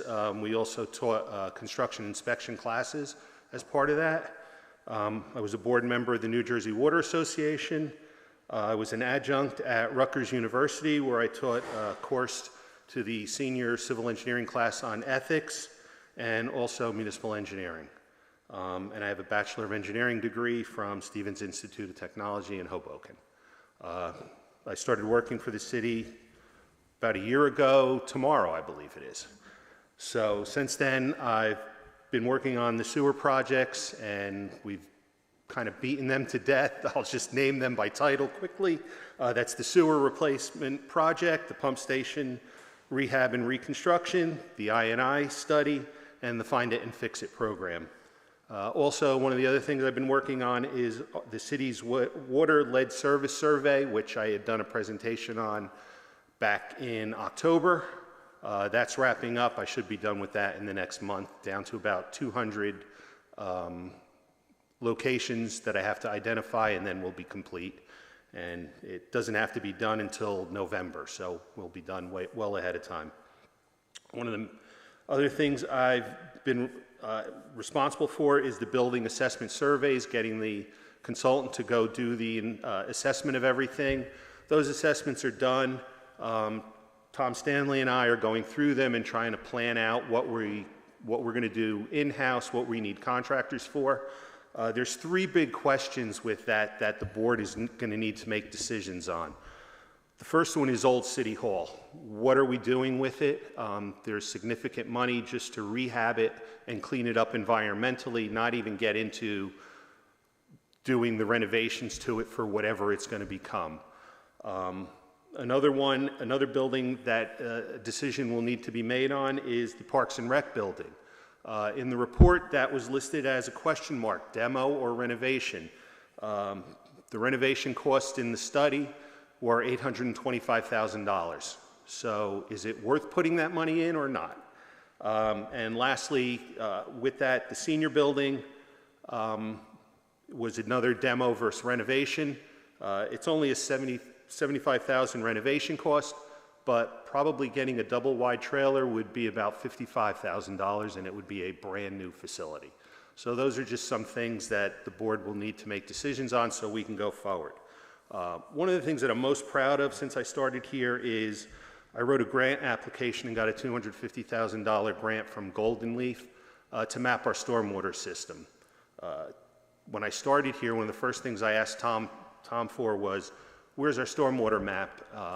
And he pulled out a map from 1983 with not an update on it or anything. So this is something that's going to be very good for helping the city go forward with the capital improvement plan to improve the system, alleviate a lot of the minor flooding around town, the nuisance flooding and that kind of stuff. I worked on the system development fee study, getting the consultant and keeping them on track. I'm currently developing a program for paving the city streets, just for some information, and there'll be more coming up in March, but we have about 28 miles of city-maintained streets, and it costs about $350,000 per mile to resurface them. And each year we get about $150,000 from PAL money. So do the math. We need to start bonding or doing something to put some significant money in to getting streets resurfaced. Nothing has been resurfaced in this town in the past 20 to 30 years, and useful life of pavement is 20 to 30 years. I was involved with the Bay Street Emergency Shoreline Protection, with working with CAMA, sourcing out the material, helping Tom with the actual construction of it and putting it in place. I also, Taylor Field, when I came in, that was in its winding stages and there were issues. So I jumped into that and got the contractor to finish up, clean up stuff, and got him out of town and actually have the park be ours. And the last thing that I worked on was writing the Southport employee ethics policy. Bonnie had asked me if I would do that, so I jumped into that. Could you refresh my memory? When do we have to spend the money for the shoreline restoration? It's 2026, is it not? That is Bob Jarvis's project, the shoreline stabilization. I'm talking about just the emergency repair we did on Bay Street.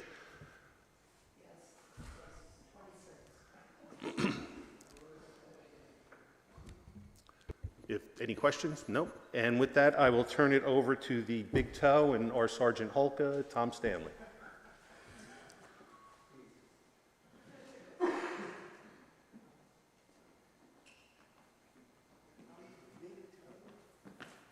I've been called worse, actually.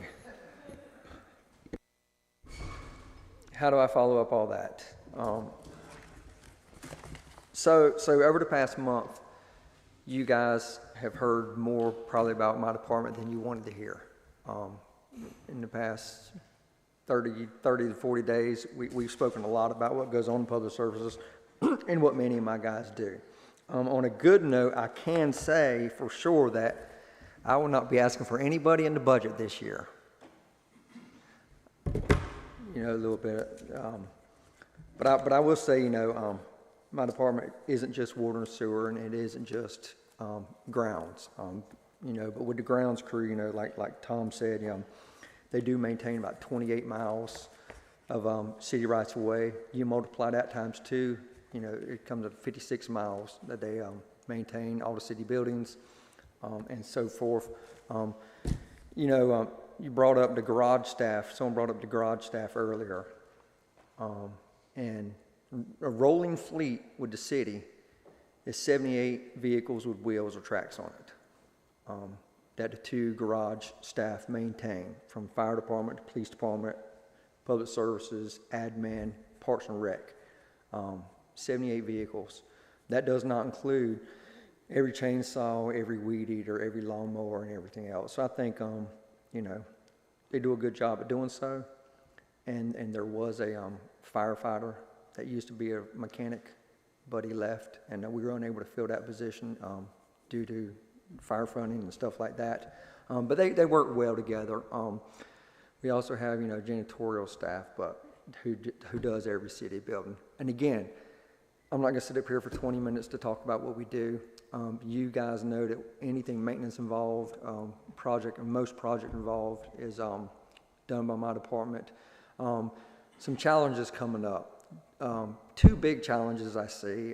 Well, with losing water and sewer, that's going to take a lot of burden off. But the building assessment, you know, there's a lot of things that have to be done. You've seen the list, you've seen the book, more like encyclopedia. There's a lot of funding that's got to come through with those. A lot of the work, you know, I will help my staff with as well, and my staff will try and do as much as we can, you know, within reason. But there's things that's going to have to be contracted out. Funding sources for that is going to be tough. Luckily, it's not a right now type thing. The things right now will be some costs involved. My second challenge I'm going to have to deal with in the next coming months is I have 5 guys that'll be almost completely changing jobs. You know, for the past, all the years they've been working here, they varied through the staff. They've been, excuse me, they've been mostly focused on water and sewer with a little bit of emergency storm drain or sidewalk or asphalt repair here and there. But they're getting ready to change their focus completely from something they've been doing to almost filling out an application to go work at a different company. That's going to be a challenge. It's going to be some error, and I hope the board and citizens will have a little bit of patience, because there's going to be a learning curve, because everything they do is going to have to be rethought, reprogrammed, redesigned, and rescheduled. Other than that, you know, we're just going to push forward and do what we do. And I'm a doer. You know, I'm not going to sit here and say, I mean, I'm obviously not an engineer. I don't have the accomplishments, you know, that these engineers have with their experience and years of experience. But I have 20 years utility experience. Anything else you want to hear about, anything else I've done, but I'll take your questions. I have a comment, and that is, there's a lot of happy feet about the inverted speed humps now have disappeared. Good job. That was a task, you know, getting, and that's another challenge on its own, is getting people to come work here in Southport. I know it's not because, hey, it's Southport, but getting contractors contracted in and getting the time for them to come out here. Most of our jobs are smaller, and when they're working on large jobs, when they're making $10,000, $20,000 on the job, it's tough to pull off to make $2,000 or $3,000 profit. But with Tom's program, if we can get some major projects going on, major paving, maybe we can get some air quicker. But no, I was very happy to see them show up, and you would not believe the number of phone calls and the scope of the phone calls I've been having over the past several weeks, getting them out here.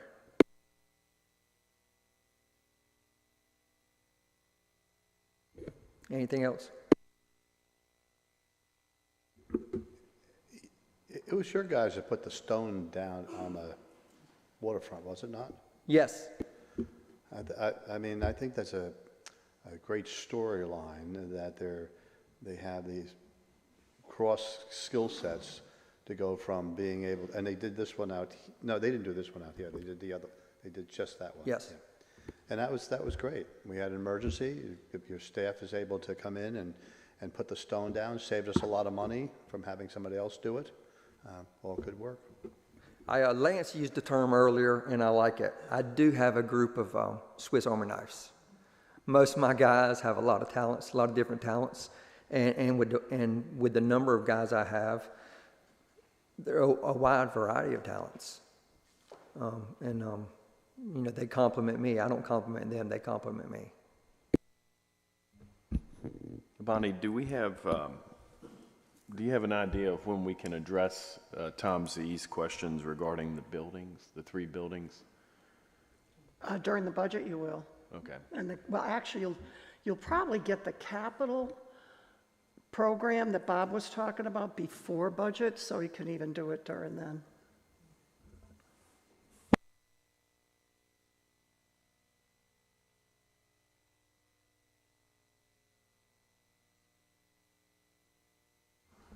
I think that's it, Mr. Stanley. Thank you. Just thank you for taking the time. I know it's been a long, long morning, but I think you're going to see during the budget process, and you have a goal-setting session at the end of the month, some of the challenges that the departments have right now. And we know we're going to be bringing these back to you, so hopefully it helps you come up with things you want to make sure are addressed during the goal-setting session. So with that, you have time for lunch before we meet again. So according to the schedule, we have mayor's comments and board comments. So the only mayor comment I have is just a reminder that if you have any topics that you want to bring up for the legislative proposal to go to Raleigh, if you could please have them in by February 26th.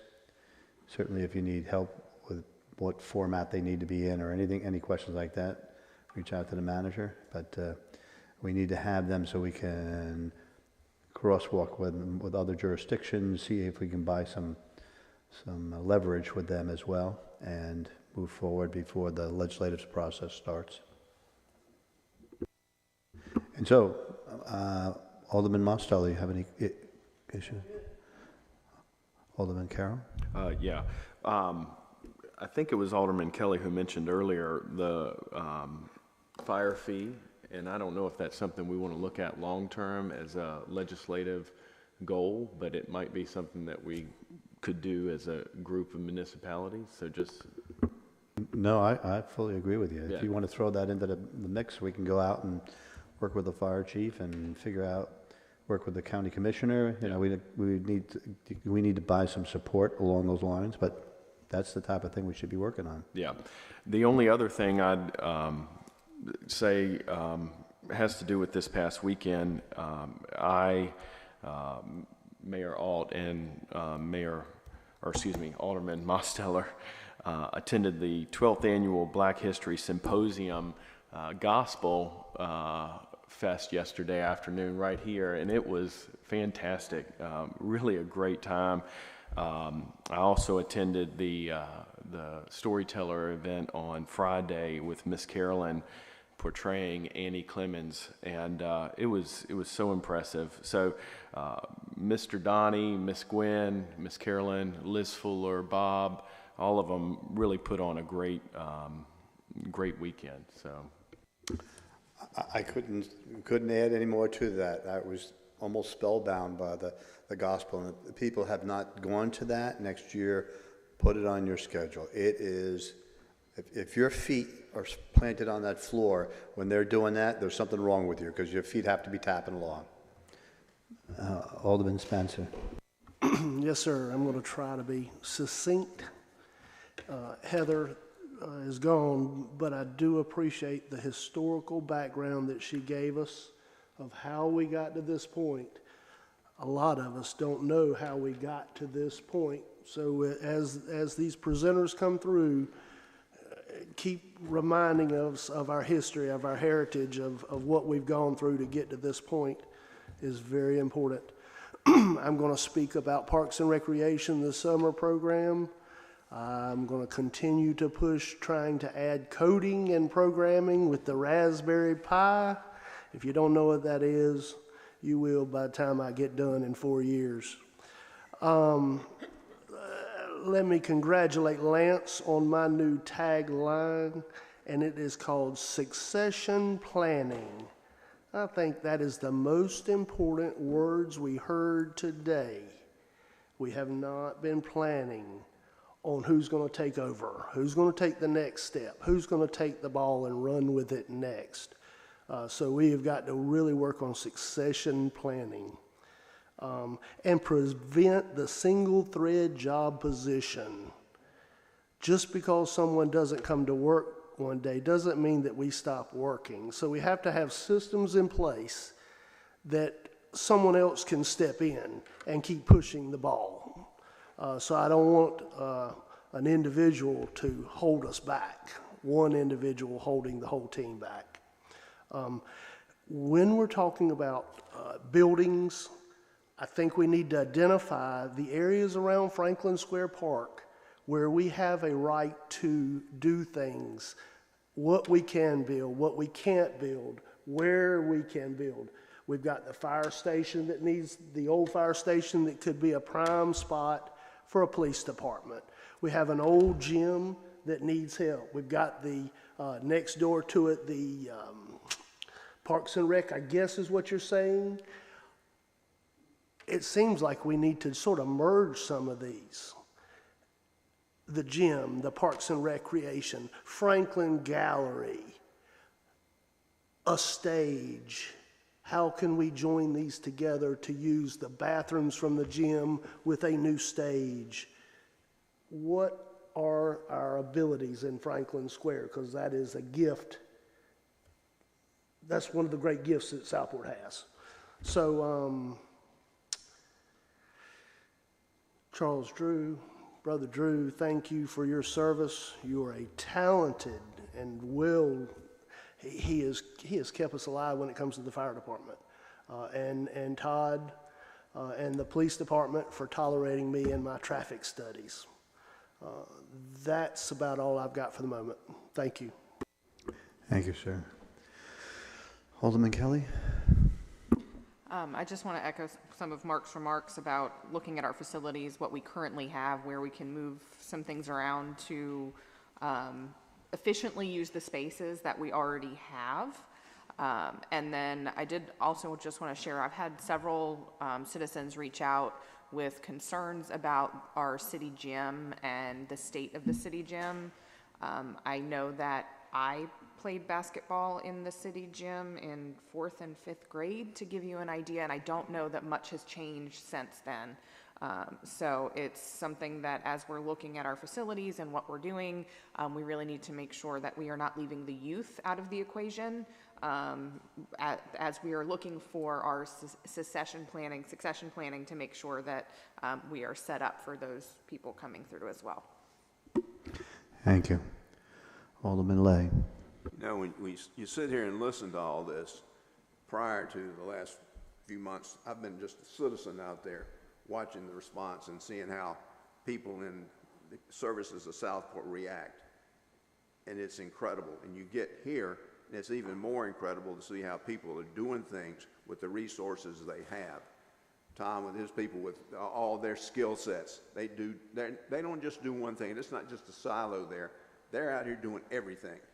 I mean, it's incredible what this city does, and we are very, very fortunate to have the support staff that we have. think that Dory works 95 hours a day. I mean, you're getting emails from her all hours of the day and night. Same thing with everyone. It's just impressive just how dedicated our people are and how much they do, and it's very appreciated.